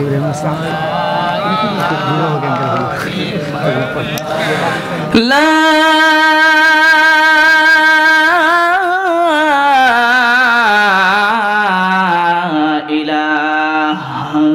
ইল্লাল্লাহু মুহাম্মাদুর রাসূলুল্লাহ। আমার ভাইরা, চলেন এবার মূল জায়গা থেকে আলোচনাটা করা যাক। আল্লাহ বলেন ইন্নাস সাআতা আতিয়াতুন আকাদু ফিহা লিতুজজা কুল্লু নাফসিন বিমা তাসা। বাজান রে, দুনিয়াটা আল্লাহ রাব্বুল আলামিন ধ্বংস করে দিবেন। আমার বন্ধুরা, এই আয়াতটা মুফাসসির کرامগণ বলেছেন মান মাতা ফাকাত কিয়ামাত কিয়ামাতুহু, সারা দুনিয়ার সমস্ত মাখলুক গুলো মরে যাবে। কুল্লু নাফসিন দাইকাতুল মাউত, সব মানুষের মরণ আছে না নাই? বলেন তো দেখি, সব মানুষের মরণ আছে না নাই? প্রত্যেকটা নফসের মরণ আছে না নাই? আমার বন্ধুগণ, সব জিনিসের মরণ আছে, এটা অনিবার্য। মৃত্যু সকলেরই আসবে, সেই কথাই রব্বুল আলামিন বলে দিছেন। এ মুসলমানেরা, মৃত্যুর কিয়ামতের এক নাম্বার অর্থ হইল মান মাতা ফাকাদ কিয়ামাত কিয়ামাতহু, যখন থেকে তার মৃত্যু হবে তখন থেকে তার কিয়ামত আরম্ভ হবে। আমার ভাইরা, এই কিয়ামতের দিন, কঠিন মুসিবতের সময় রব্বুল আলামিন আমাদের সাথে কি আচরণ করবেন, একটু দিলের ভিতরে জিনিসটা ফিট করে নেন, মাথার ভিতরে একটা দেওয়াল আর্ট করে নেন। আমি কথাগুলো বলবো আর আপনি মিলিয়ে নেবেন। আমার ভাইরা, সর্বপ্রথম আমি বলেছিলাম কথা, কিন্তু আমি বলছিলাম যে এই জায়গায় একটু অফ করলাম, মনে আছে? মনে আছে? ওয়াজ মনে না থাকলে ওয়াজ হবে না। আমাকে সময় দিলে আমি সারা রাত বলতে পারবো। আমার ভাইরা, আল্লাহ বললেন জিবরাইল, আজরাইল, এই দুনিয়ার ভিতরে আর কয়জন বাকি আছে? আজরাইল বলবে 4 জন, মনে আছে না? 4 জন বাকি আছে। জিবরাইল বাকি আছে, ইসরাফিল বাকি আছে, মিকাইল বাকি আছে, আজরাইল আমার ভাইরা সবগুলোর জান কবজ করার পর আজরাইলকে আল্লাহ তাআলা বলবেন, আজরাইল জান্নাত আছে জাহান্নাম আছে দুইটার মাঝখানে দাঁড়ায়া তুমিও মরে যাও। আজরাইল একটা চিৎকার মারবে, বিকট একটা আওয়াজ হবে। আমার ভাইরা সেই দিন যদি দুনিয়ার ভিতরে মানুষ পশু পাখিগুলো যদি থাকতো সবগুলো চিৎকারের আওয়াজে মরে যেত। এত জোরে একটা চিৎকার দিবে, চিৎকার দেওয়ার কারণে আজরাইলও মরে যাবে। আমার রব্বুল আলামিন এবার অহংকার করে বলবে, লিমানিল মুলকুল ইয়াউম লিল্লাহি ওয়াহিদিল কাহ্হার। দুনিয়ার ভিতরে আল্লাহ তাআলা বলবেন, আজকের রাজত্ব কার, আজকের বাদশাহিত্ব কার। হে দুনিয়া, তোর বড় বড় গাছগুলো আজকে কোথায়? আইনা শাজারুকি আইনা জিবালুকি। হে দুনিয়া, তোর বড় বড় গাছপালাগুলো আজকে কোথায়? তোর বড় বড় পাহাড়গুলো আজকে কোথায় রে? আর নমরুদ কোথায় গেছে, ফেরাউন কোথায়? সবগুলোর ডাক। আল্লাহ তাআলা একা একা এইভাবে ভাষণ দিতে থাকবেন, অহংকার করতে থাকবেন। তার কথা প্রতিবাদ করার মতো, তার কথার অ্যান্সার দেওয়ার মতো দুনিয়ার ভিতরে কোনো নফস বেঁচে থাকবে না। আমার ভাইরা, এবার রব্বুল আলামিন সমস্ত মানুষগুলোকে আবার জীবিত করবেন। আমার নবীকে কবর থেকে আবার উঠাবেন। সর্বপ্রথম নবীকে কবর থেকে উঠাবেন। উঠানোর পর ইসরাফিল আলাইহিস সালাতু ওয়াস সালামকে কবর থেকে উঠাবেন। এই ইসরাফিল আলাইহিস সালাতু ওয়াস সালাম নেক্সট টাইম সিংহায় ফুৎকার দিবেন। সিংহায় ফুৎকার দেওয়ার পর আমার ভাইরা, যেই মানুষগুলো যেই জায়গায় দাফন হয়েছিল সেখান থেকে উলঙ্গ অবস্থায় দাঁড়ায় যাবে। কিয়ামতের মাঠে মানুষগুলো শুধুমাত্র উলঙ্গ অবস্থায় দাঁড়িয়ে থাকবে, কেউ কারো দিকে তাকাবে না। নফসি নফসি নফসি নফসি ইয়া নফসি করে কাঁদতে থাকবে। আমার ভাইরা, সূর্যের আলোটা মাথার অর্ধ হাত উঁচায় নেমে আসবে। আমার ভাইরা, পুরো জমিনটা তামা হয়ে যাবে। কোনো আটলান্টিক মহাসাগরও থাকবে না, কোনো নদী নালা থাকবে না, সব কিছু সমান্তরাল মাটি হবে। এই মাটি ওই মুসিবতের মাঠের ভিতরে থাকবে। আমার ভাইরা, কিয়ামতের দিন মানুষ বেঈমান নাফরমানির মাথার মগজগুলো টকবক করে ভাতের মতো ফুটতে থাকবে। বেঈমানের জিহ্বাটা নাভি পর্যন্ত ঝুলে যাবে, কুকুরের জিহ্বার পর্যন্ত কুকুরের জিহ্বার মতো ঝুলতে থাকবে। আমার ভাইরা, এই মুসিবতের সময় ইবনে মাসউদ রাদিয়াল্লাহু তাআলা আনহু হইতে বর্ণিত, হযরতে মাসউদ রাদিয়াল্লাহু তাআলা আনহু বলেন, এই মুসিবতের সময় আল্লাহ রাব্বুল আলামিন মানুষকে 5টা প্রশ্ন করবেন। এই 5 প্রশ্নের জবাব দিয়ে মানুষ এক পা কদম নাড়াইতে পারবে না। আমার ভাইরা, একে তো মানুষগুলো বিপদের মধ্যে আছে, আল্লাহ আরো জুলুম করবে। আল্লাহ কি জুলুম করে? আমার ভাইরা, আল্লাহ 5টা প্রশ্ন করবেন।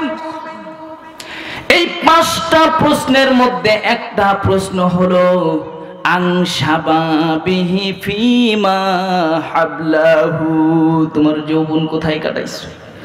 আমার যুবক ভাইরা, তোমাদেরকে নিয়ে 2টা কথা না বললেই নয়। এই যৌবন কালের হিসাবটা আল্লাহ রাব্বুল আলামিন সেদিন নেবেন। যদি যৌবনকালের হিসাবটা তুমি পুঙ্খানুপুঙ্খানুভাবে না দিতে পারো, আমার ভাইরা, তোমাদের কিন্তু সেই দিন বড় আফসোস এবং পরিতাপ করতে হবে। আহারে, কেন আমি বেঁচে থেকে নবীর আদর্শ মেনে নিলাম না? কেন বেঁচে থাকা অবস্থায় ইসলামের পথে আসলাম না? কেন বেঁচে থাকা অবস্থায় নবীকে মানলাম না? আমার ভাইরা, এরকম হাজার মানুষ কাঁদতে কাঁদতে কাঁদতে কাঁদতে হাঁটু পর্যন্ত, কোমর পর্যন্ত, মাথা পর্যন্ত যদি চোখের পানি ফালায়, এবার বুঝে থাকলে বলেন তো কোনো উপকার আসেনি? আমার বন্ধুগণ, আল্লাহ তাআলা কিয়ামতের মাঠে এই কঠিন মুসিবতের সময় মানুষকে পাঁচটা প্রশ্ন করে যখন আটকায় দিবেন, মানুষগুলো যখন জবাব দিতে পারবে না, আল্লাহ রব্বুল আলামিন তাদেরকে আটকায় দিবেন। আমার ভাইরা, এই জন্য রাসূল সাল্লাল্লাহু আলাইহি ওয়াসাল্লাম বিশ্বনবী বলেছেন, গোটা দুনিয়ার ভিতরে আমার উম্মতেরা শুনে রাখো, পাঁচটা জিনিস আসার পূর্বে পাঁচটা জিনিসকে গনিমত মনে করো। এক নম্বর হলো যৌবনটাকে, বার্ধক্য আসার পূর্বে তোমার যৌবনটাকে গুছিয়ে নাও। কারণ হলো এই যৌবনকালে যে কিসমতটা তুমি পাবা, বুড়ো হয়ে গেলে কিন্তু এই কিসমত বাবা আর জুটবে না। আমার ভাইরা, একটা জোয়ান মানুষ সারা রাত্রি জেগে থাকতে পারবে, কিন্তু বুড়া বাবাজিদের কষ্ট হবে কি হবে না? আমার ভাইরা, একটা যুবক মানুষ সোজা হয়ে নামাজ পড়তে পারে, যেইভাবে যেই দিকে যাইতে বলবেন সেইভাবে কাছের সরঞ্জাম দিবে, কিন্তু একটা বুড়া বাবা দিয়ে সম্ভব না। এই জন্য রব্বুল আলামিন যুবককালের ইবাদতটা খুব বেশি পছন্দ করেন। বিখ্যাত হাদিসের অনেকগুলো গ্রন্থ আছে, বুখারী শরীফ, তিরমিজি শরীফ, নাসাই শরীফ, আবু দাউদ সহ আরো অনেকগুলো, আমার ভাইরা, আরো অনেকগুলো গ্রন্থের মধ্যে আমি পড়েছি। এই সবগুলো হাদিস এক যুগে বর্ণিত হয়েছে।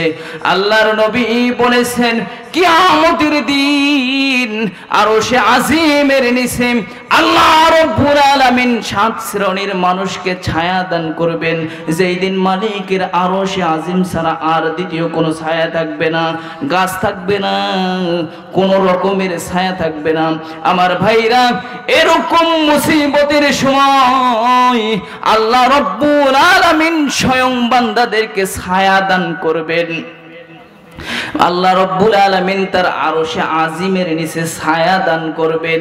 এই আরশে আজিমের নিচে যাকে ছায়া দান করবেন, তার মধ্যে 1 নম্বরের লোক হলো যেই ব্যক্তিটা আল্লাহ এবং আল্লাহর রাসূলের জন্য তার যৌবনটাকে সঁপে দিয়েছে, অক্ষ করে দিয়েছে। বলেন সুবহানাল্লাহ।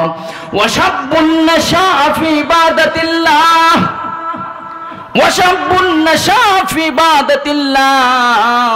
তোমার যৌবনটা আমি মাওলার ইবাদত করার জন্য আমি তোমাকে দান করেছি।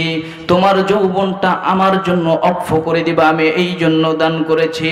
কোন বেঈমান নেতারা চামচামি করার জন্য যৌবন দেই নাই। কথা বলেন ঠিক কিনা?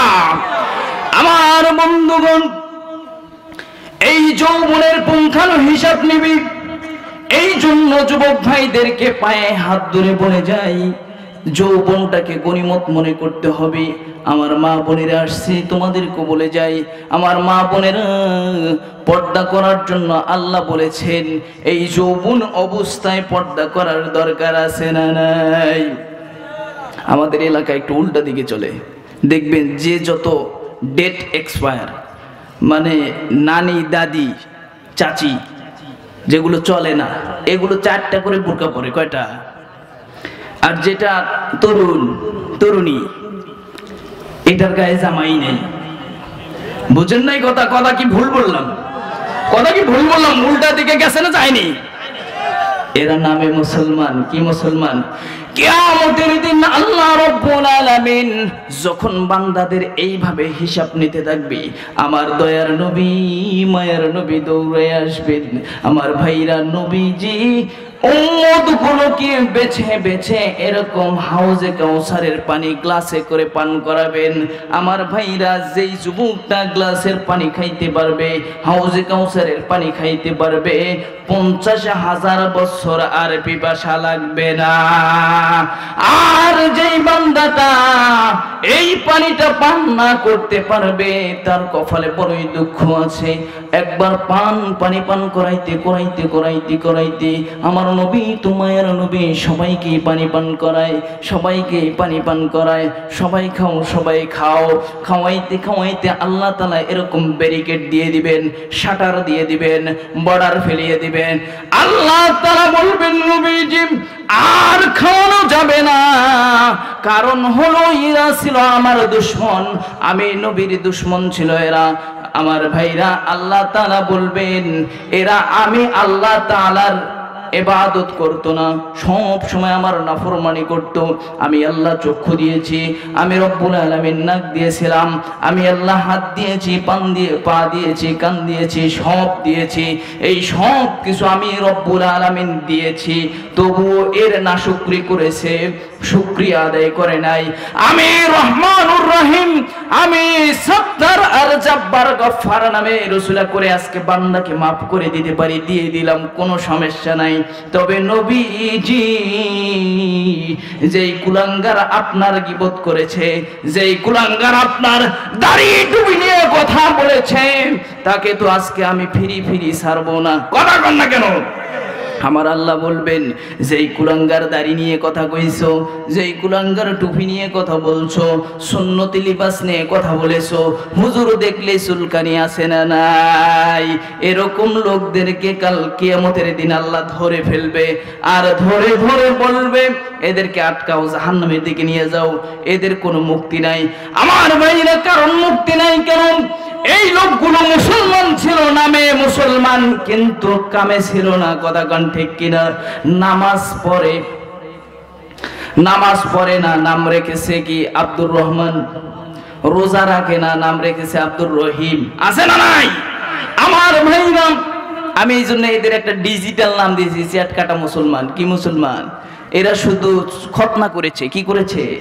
খতনা করেছে। এটি দাবি করে আমরা মুসলমান। যদি নামাজ না পড়ে, আমার ভাইরা, তুমি শুধুমাত্র খতনা করেছো, এই জন্য তুমি মুসলমান। এটা কি, কেমনে? আমার ভাইরা, ইসলামের বেসিক জিনিসগুলো যার ভিতরে নাই, এই কেমনে মুসলমান হয়? নামাজ পড়ে না, দাবি করে মুসলমান আছে না নাই? রোজা রাখে না, দাবি করে মুসলমান আছে না নাই? হজ করে না, দাবি করে মুসলমান আছে না নাই? এরকম আল্লাহর নাফরমানি কাজগুলো করে, গান বাজনা করে, দাবি করে মুসলমান আছে না নাই? সুদ ঘুষ যা কিছু আছে, মদ জুয়া সব কিছু করে, আবার দাবি করে মুসলমান আছে না নাই? আমার ভাইরা, এই মুসলমানগুলো শুধুমাত্র নামে মুসলমান ছিল। এই জন্য কবি বলেন, নামে মুসলমান নাকি কামে মুসলমান। তুমি পড়েন, নামে মুসলমান নাকি কামে মুসলমান।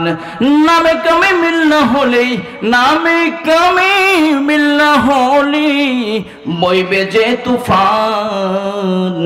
নামে মুসলমান নাকি কামে মুসলমান। ঠিক কিনা বলেন? নামে মুসলমান নাকি কামে মুসলমান। নাম রেখেছে আব্দুর রহিম, কালমা জানে না। নাম রেখেছে আব্দুর রহমান, নামাজ পড়ে না। এই সমাজে এমন লোকের সংখ্যা অগণা। ঠিক কিনা বলেন? এমন সমাজ পাল্টাতে কে রাখবে অবদান?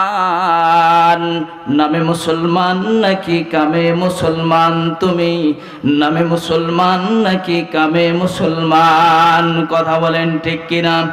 আমার ভাইরা, অল্প কিছুক্ষণের ভিতরে কথাগুলো আমি ফিনিশিং করে শেষ করে দেব। আমার ভাইরা, অনেক মুরব্বী বাবাজিরা এখানে বসে আছে, মায়া লাগে। আমার ভাইরা, ফজরের নামাজ এই ওয়াজের থেকে আরো বেশি দাম। এই জন্য বেশি কথা আমি বলবো না, কারণ আমি শুরু করলে শেষ হইতে চাই না। এটা হলো আমার একটা সমস্যা। আমার ভাইরা, আল্লাহ রব্বুল আলামিন সেই দিন বান্দাদেরকে যখন আটক করবেন, ব্রাকেট দিবেন, বলবে ধর, একদম এদেরকে প্রাচীর দিয়ে আটক করো। আল্লাহ তাআলা সেদিন ব্রাকেট দেওয়ার কারণ হলো, এদেরকে রব্বুল আলামিন যৌবন দিয়েছে আল্লাহ তাআলার ইবাদত করার জন্য, কিন্তু এরা যৌবন দিয়ে নাফরমানি করছে না, করেনি। এদেরকে ধরবে। আজকের ওয়াজের দ্বারা এক নম্বরের মেসেজ হলো, এখন থেকে হালাল খাইতে হবে, এখন থেকে সুদ ছাড়তে হবে, এখন থেকেই নামাজ পড়তে হবে, এখন থেকেই রোজা রাখতে হবে, শুক্রবারের থেকে ভালো হবো, এমন চিন্তা করলে চলবে? এই শুক্রবারের মুসল্লি আছে কে কে? দেখি হাত তুলে আল্লাহকে দেখান। ওই যে দেখেন, ওরা শুক্রবারের মুসল্লি। আমার ভাইরা, শুধু শুক্রবারে নামাজ পড়লে চলবে? নামাজটা আল্লাহ তাআলা ফরজ করেছেন। 5 ওয়াক্ত নামাজ কি ফরজ। এই জন্য আজকে থেকেই নামাজ পড়বো কে কে? একটু দুইটা হাত আল্লাহকে দেখিয়ে দেই। লিল্লাহে তাকবীর, লিল্লাহে তাকবীর, লিল্লাহে তাকবীর। আল কোরআনের আলো। এখানে একটা সংশোধন দেওয়া দরকার। আল কোরআনের আলো ঘরে ঘরে জ্বালো। ঘরে তো বহুত জ্বালছে, সংসদে জ্বালতে হবে। কোথায়? সংসদে। মানুষের ভিতরে যদি আপনি কোরআনের আলোটা প্রবেশ করিয়ে দিতে পারেন,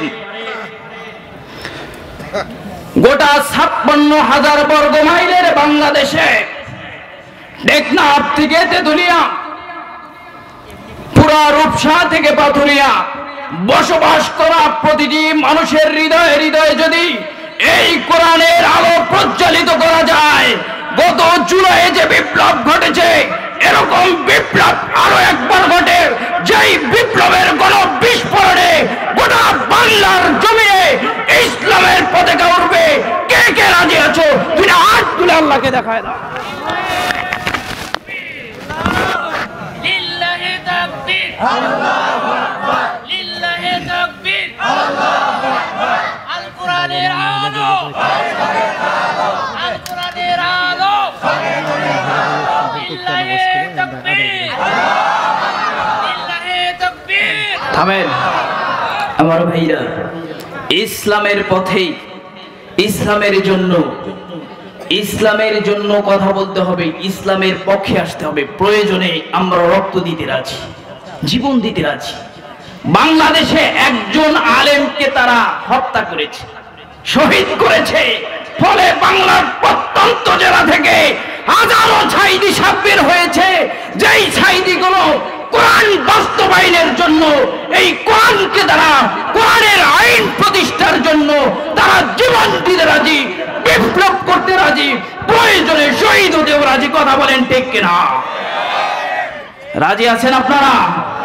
এরকম বিপ্লব যদি আরো একবার ঘটে, কে কে আল্লাহর জন্য জীবন দেওয়ার জন্য প্রস্তুত? দেখি দেখি দেখি। লিল্লাহি তাকবীর। আল্লাহ আমার যুবকগুলোকে কবুল করুক। এতগুলো মানুষ, আমার মনটা একদম ভরে গেছে। আল্লাহ তাআলা আপনাদের জন্য, আপনাদের যেন কিয়ামতের দিন এই উসিলা করে মাফ করেন। কোরআনের পক্ষে থাকার দরকার আছে না নাই? কারণ আমি যে আয়াতটা পড়েছি সেই আয়াতের মূল তর্জমা হলো পৃথিবী শেষ, মানুষ শেষ, সবই শেষ, কিন্তু এর পরিণাম একটা আছে না নাই? যারা এই কোরআনের সাথে দুশ্মনী করেছে, যারা এই কোরআনের সাথে বেয়াদবি করেছে, এদের পরিণতি কিন্তু বড়ই ভয়াবহ হয়েছে। তোমরা হয়তো ইতিহাস পড়নি, হযরতে মুসা আলাইহিস সালাতু ওয়াস সালামের জামানা কে ছিল? বড় যিনি লিডার ফেরাউন, ইসলাম বিদ্বেষী। ওর পরিণতি কি হয়েছে আপনারা দেখেননি? নমরুদের পরিণাম কি হয়েছে আপনারা দেখেননি? বাংলাদেশে যারা আলেমদেরকে বিভিন্ন ভাবে ষড়যন্ত্র করে মেরেছে, এদের পরিণতি কি হয়েছে তোমরা কি দেখোনি? এই জন্য বলি, কোরআনের কথা বলবো, প্রয়োজনে আমার রক্ত যদি তারা কেড়ে নেয়, আমার জিহ্বা যদি তারা রুখে দেয়, চক্ষু যদি তুলে নেওয়ার চেষ্টা করে, এই হাত পা যদি তারা বেঁধে রাখে, তবুও শরীরে এক ফোঁটা রক্তবিন্দু করে থাকতেও কোরআনের থেকে, কোরআনের ইসলামী আইন থেকে পিছপা হওয়া যাবে না, যাবে না, যাবে না। কে কে রাজি আছো? আজ থেকে আল্লাহকে দেখায় দাও, দুই হাত তুলে আল্লাহকে দেখায় দাও। লিল্লাহি তাকবীর, লিল্লাহি তাকবীর। আমার ভাইরা, শরীরকে একটু নাড়াচাড়া হয়েছে, খিচুড়ি দিবে কিছুক্ষণ পরে, এই জন্য একটু ঝাঁকি দিয়ে নিলাম।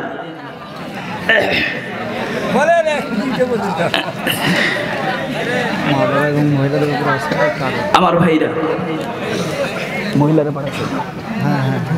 মহিলাদের ওখান থেকে একটা চিঠি আসছে, মা বাবা এবং মহিলাদের ব্যাপারে একটু ওয়াজ করলে ভালো হয়। 2 মিনিট, হ্যাঁ 2 মিনিট। আমাদের তো অনেকগুলো ওয়াইজ ছিল, তারা তো বলছি, ঠিক আছে।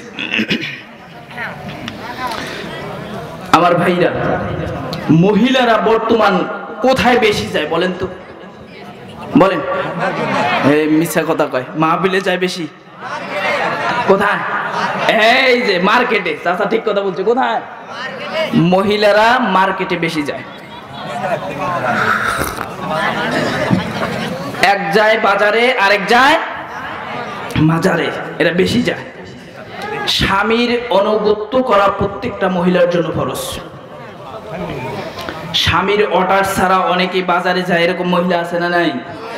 আমার মা বোন, আপনাদের অনেক সম্মান, ইজ্জত, আব্রু, অনেক দাম। আপনাদের এই যৌবন সম্ভ্রমকে কোনোভাবেই যেন নাস্তিকরা বা যারা ইসলাম বিদ্বেষী তাদের হাতে যেন এই যৌবনটা না ওঠে, এই ব্যাপারে আপনাকে বড়ই সতর্ক হইতে হবে। কারণ আমাদের যৌবনটা চতুর্দিকে ধ্বংসিত এক উপাদান দ্বারা বেষ্টিত। আমরা একটু অবহেলা করলেই আমাদের যৌবনটা নষ্ট হবে কি হবে না? এই জন্য ইমাম কাইয়ুম রহমতুল্লাহি আলাইহি বলেছেন, মানুষের যৌবনটা এটা কচু পাতার মতো। কিসের মতো? কচু পাতার মতো। সেখানে পানি রাখলে সেটা কখন ঝরে পড়বে তার কোনো কি নাই, গ্যারান্টি নাই। এই জন্য আমার ভাইয়েরা এই যৌবনটাকে অনেক দাম দিয়েছে। আমার মায়েরা, আমার বোনেরা, এই যুবতী মেয়েগুলোকে প্রত্যেকটা বাবার দায়িত্ব এদেরকে হিজাব পরানো, এদেরকে পর্দা পরানো, এদেরকে বাড়িতে রাখা। কারণ কোরআনে আছে অকরনা ফি বুয়ুতিকুন্না ওয়ালা তাবাররুজনা তাবাররুজাল। কোরআনে কি? তাদেরকে জাহেলিয়াতের জামানার মাইয়াদের মতো রূপচর্চা বের করে করে বাহিরে বের করা যাবে। আজকে এখনো দেখেন মাহফিলে অনেকেই আসছে ডানা কাটা পরি, এরা সব জায়গায় ঝাঁকানাকা করে। ওই মাহফিলে এসেও ঝাঁকানাকা করার উদ্দেশ্যে আসছে, আছে না নাই? আমার ভাইরা, এই জন্য আমি বলবো পরিবর্তন হইতে হবে। যারা সুদ খায়, যারা ঘুষ খায়, যারা কি বলে আপনার নামাজ পড়ে না, যারা অন্যায়ভাবে অন্য সম্পত্তি মেরে খেয়েছে, যারা পর্দা করে না, এই সবগুলোকে আল্লাহ মাফ করার জন্য রাজি, যদি আপনারা তওবা করে যেতে পারেন। এখানে এমন কেউ কি আছেন যে আমি যে কয়েকটা কথা বলছি এর মধ্যে কেউ নাই? সবাই কোনো না কোনোটার মধ্যে জড়িত। কথা বলেন, কোনো না কোনোটার মধ্যে সবাই জড়িত। এই জন্য আমাদের সকলকেই আল্লাহর কাছে পানা চাইতে হবে। আমার ভাইয়েরা, আমার মায়েরা, আমার বোনেরা, সকলকে আমি বলবো স্বামীর আনুগত্য করতে হবে। আর স্বামীর আনুগত্য যদি অনুকূলে যদি আসতে পারেন, ইনশাআল্লাহু আজিজ আল্লাহ রাব্বুল আলামিন আপনাকে এই স্বামীর আনুগত্যর কারণে আল্লাহ তাআলা কাল কিয়ামতের দিন আপনার নাজাতের ফয়সালা করে দেবে। ঠিক আছে না ইনশাআল্লাহ? আমার ভাইজান, কথা আর বেশিক্ষণ বলা যাবে না। আর একটু বলেন, একটু বলেন। বলবো? হ্যাঁ, একটু বলেন। বলবো? আর একটু ইনশাআল্লাহ। সবাই রাজি আছেন? আপনারা বললে কথা বলবো ইনশাআল্লাহ। ইনশাআল্লাহ, ইনশাআল্লাহ। এইদিকের মানুষগুলো খুবই ভালো। এরা যেভাবে বলছিল যে আমাদের মানুষরা, এলাকার নাকি মানুষের ওয়াজ মাহফিল শোনে না, আমি তো দেখি এরা তো একদম ভরে গেছে, কোনায় কোনায় ভরে গেছে। এরা তো খুবই ভালো। একটা ছেলে ওঠে নেই, একটা মানুষও ওঠে নেই এতক্ষণ, মানে সম্পূর্ণ প্রায় দুই ঘন্টা পার হয়ে গেছে আমার কথা শুনতেছে। আমার ভাইরা, এই জন্য কিয়ামতের দিন আমি বলতেছিলাম আয়াতের তর্জমা, কিয়ামতের দিন আল্লাহ তাআলা প্রত্যেকটা মানুষের কাছ থেকে পুঙ্খানু হিসাব নেবেন। আমার নবী সেদিনকে প্রত্যেকটা মানুষকে হাউজে কাউসারের পান করাবেন, এবং সেই দিন ওই মানুষগুলোর মধ্যে একদল ফারিকুন ফিল জান্নাহ, আরেক দল অফারিকুন ফিস সাইর। একদল জান্নাতে যাবে, আরেকদল জাহান্নামে যাবে। কি জন্য? নবী যে একজনকে পানি পান করাবেন না, আরেকজনকে করাবেন। সেটা হচ্ছে হাউজে কাউসারের পানি। কিসের পানি? এই হাউজে কাউসারের পানি যদি পান করতে চান তাহলে শর্ত কয়টা? শর্ত কয়টা? 5টা না, 2টা। আঙ্গুল দিকেও বলেন না। শর্ত কয়টা? 2টা। 1 নাম্বার কোরআন, 2 নাম্বার সুন্নাহ। 1 নাম্বার কোরআন, 2 নাম্বার সুন্নাহ। এই 2টি জিনিসের উপর যদি আপনি আমি আমল করতে পারি তাহলে ইনশাআল্লাহু আজিজ জান্নাত আমাদের জন্যই। এখানে যতগুলো মানুষ আছে সবাই বলেন তো যে কোন একজন লোক কি আছে যে জান্নাত চায় না? এখানে এই মুরব্বী বাবা যা, এই যে এরা যে বসে আছে, কি জন্য? গুনাহগুলো যাতে মাফ হয়, জান্নাতের যাতে ফয়সালাটা হয়ে যায়। নাকি খিচুড়ি খাওয়ার জন্য বসছেন? মন থেকে বলবেন খিচুড়ি খাওয়ার জন্য বসছেন? প্রধান বক্তা দেখার জন্য আসছেন? কোন কারো রূপ প্রদর্শন করার জন্য আসছেন?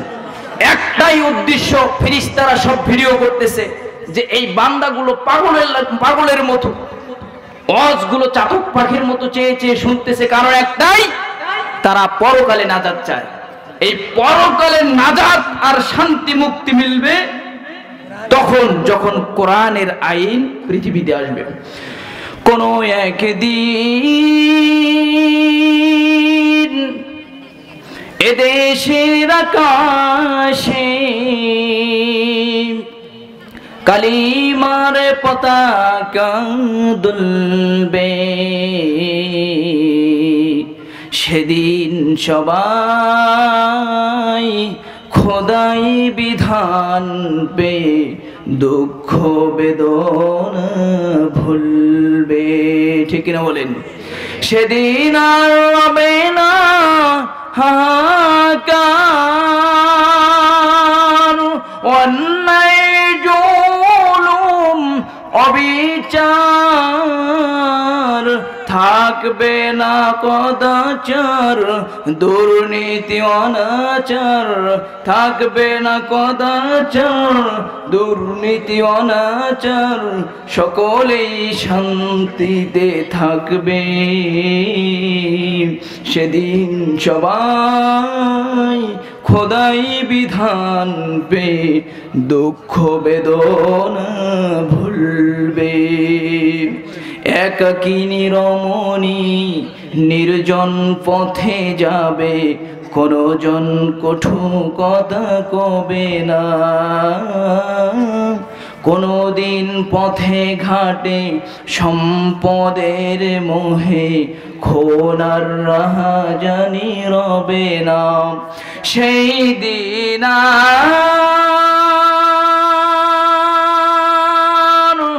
নেই বেশি দূরে, সেই দিন নেই বেশি দূরে, আর কিছু পদাই বিধান পে দুঃখ বেদনা ভুলবে, ঠিক কিনা বলেন? আমার ভাইরা, এই জন্য কোরআনের রাজ কেমন করে চালু হয় সেই নিয়ত, সেই চেতনা আমাদের সবারই থাকার দরকার আছে না নাই? আমার কথা পরিষ্কার, কোন দল উঠে উঠুক, কোন দল রাজনীতিতে এরপর ক্ষমতায় কে আসে আসুক, আমার এটা দিয়ে মাথা ব্যথা একদমই নেই, কিন্তু রসুলের বিরুদ্ধে কথা বললে ওর খবর আছে না নাই? রসুলের বিরুদ্ধে কথা বললে ওর খবর আছে না নাই? কোরআনের বিরুদ্ধে কথা বললে ওর খবর আছে না নাই? এই জন্য আমি সর্বপ্রথমে বলেছিলাম, জাতিকে ভূমিকা নিতে হবে, মগজবিহীন আর কলিজাবিহীন আর কাউকে সামনে আমরা যাইতে দিব না, সামনে দেখে বুঝে আগাবেন, এবং এটার জন্য আমাদেরকে সাহায্য করতে হবে। আমরা যদি সাহায্য ভালোভাবে করি তাহলে ইনশাআল্লাহ আগামী দিন কোরআনের বাংলাদেশ হবে, সবুজ শ্যামলের বাংলাদেশ, কোরআন দিয়ে চলবে ইনশাআল্লাহ।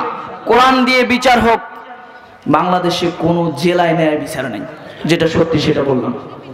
আপনি যতই বলেন, এখানে এসে অনেকে তো অনেক লেকচার দেয় না, তাই বলে কি কোরআনের ন্যায় বিচারগুলো আপনি মানে মানুষের ন্যায় বিচারগুলো প্রতিষ্ঠিত হয় না? আমার ভাইরা, এই ন্যায় বিচার পাইতে চাইলে কোরআন লাগবে।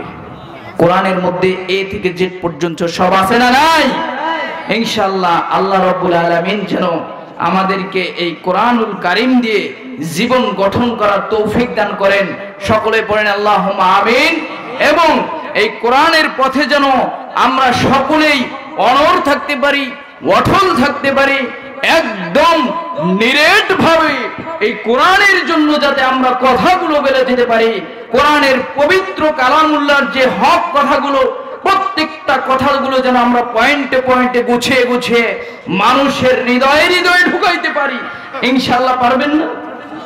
সকলে পড়েন আমিন। আল্লাহ যেন আমাদেরকে আজ থেকেই নামাজ, আজ থেকেই প্রত্যেকটা ভালো কাজ করার সুযোগ দান করেন। সকলে পড়েন আমিন। আর যত পাপাচার, নিরাচার, অত্যাচারী কাজ আছে সব যেন আমার রব্বুল আলামিন আমাদের এগুলো থেকে পরিহার করার তৌফিক দান করে। বলি আল্লাহুম্মা আমিন। ওয়া আখিরু দাওয়ানা আলহামদুলিল্লাহি রাব্বিল আলামিন। আমার ভাইরা, আর ডিস্টার্ব করব না, বসেন।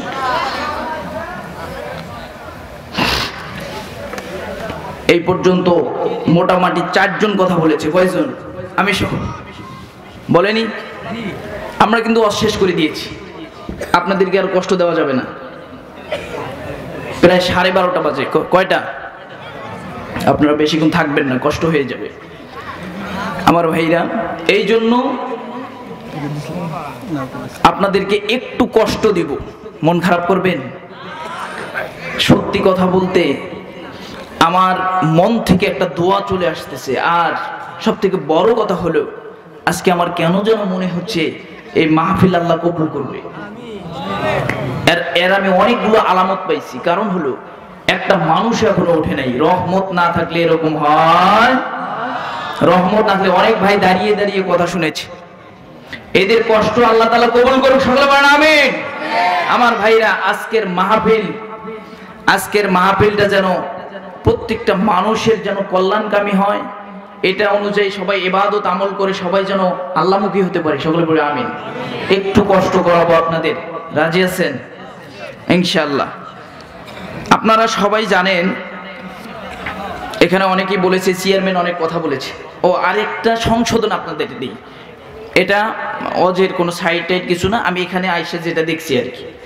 এই যে দুনিয়াবি লোক বা দিনদার লোক যারাই কথা বলবে আমাদের এই মঞ্চে, সেটা চেয়ারম্যান হোক, এমপি হোক, মন্ত্রী হোক, প্রধানমন্ত্রী হোক, তারা যখন কথা বলবে আপনি বলবেন মারহাবা, কি হাবা, মাশাআল্লাহ, জাযাকাল্লাহ, আলহামদুলিল্লাহ, এসব বলবেন।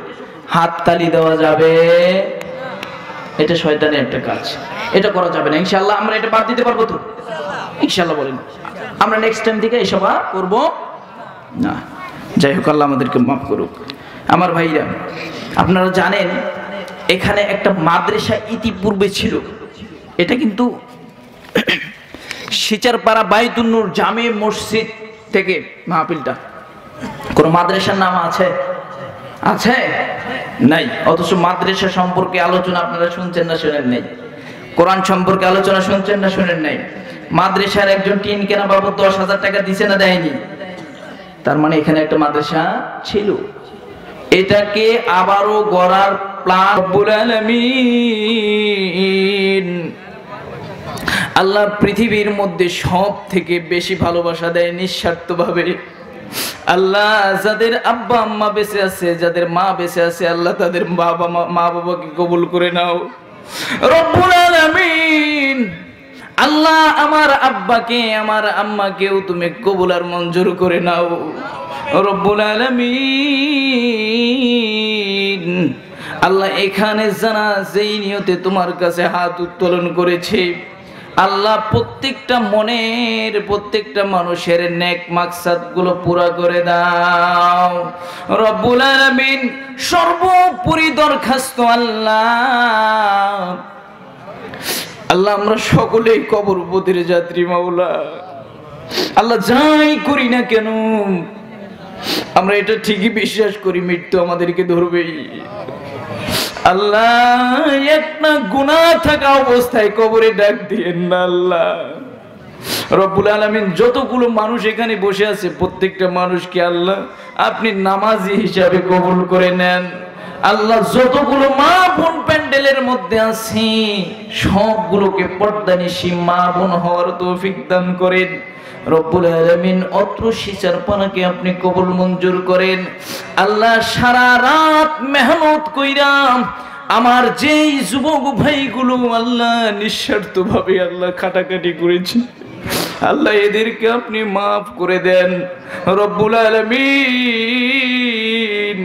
অনেক মুরব্বী বাবাজিরা আল্লাহ এমন একটা কোরআনের মাহফিলের ব্যবস্থা করেছে, আল্লাহ এদেরকেও আপনি মাফ করে দেন আল্লাহ যদি কোনো রকমের ভুল ত্রুটি হয়ে থাকে আপনি নিজ গুণে ক্ষমা করে দিয়ে আল্লাহ এই মাহফিলকে কাল কিয়ামতের দিন আমাদের জন্য নাজাতের ওসিলা করেন। রব্বানা লা তুযিগ কুলুবানা বা'দা ইয হাদাইতানা ওয়া হাব লানা মিন লাদুনকা রাহমাতান ইন্নাকা আনতাল ওয়াহ্হাব রব্বিরহামহুমা কামা রব্বায়ানি সগীরা اللهم رب ارحمهما كما ربياني صغيرا ربنا آتنا في الدنيا حسنة وفي الآخرة حسنة وقنا عذاب النار سبحان ربك رب العزة عما يصفون سلام على المرسلين والحمد لله رب العالمين بحق كلمة طيبة لا إله إلا الله محمد رسول الله صلى الله عليه وسلم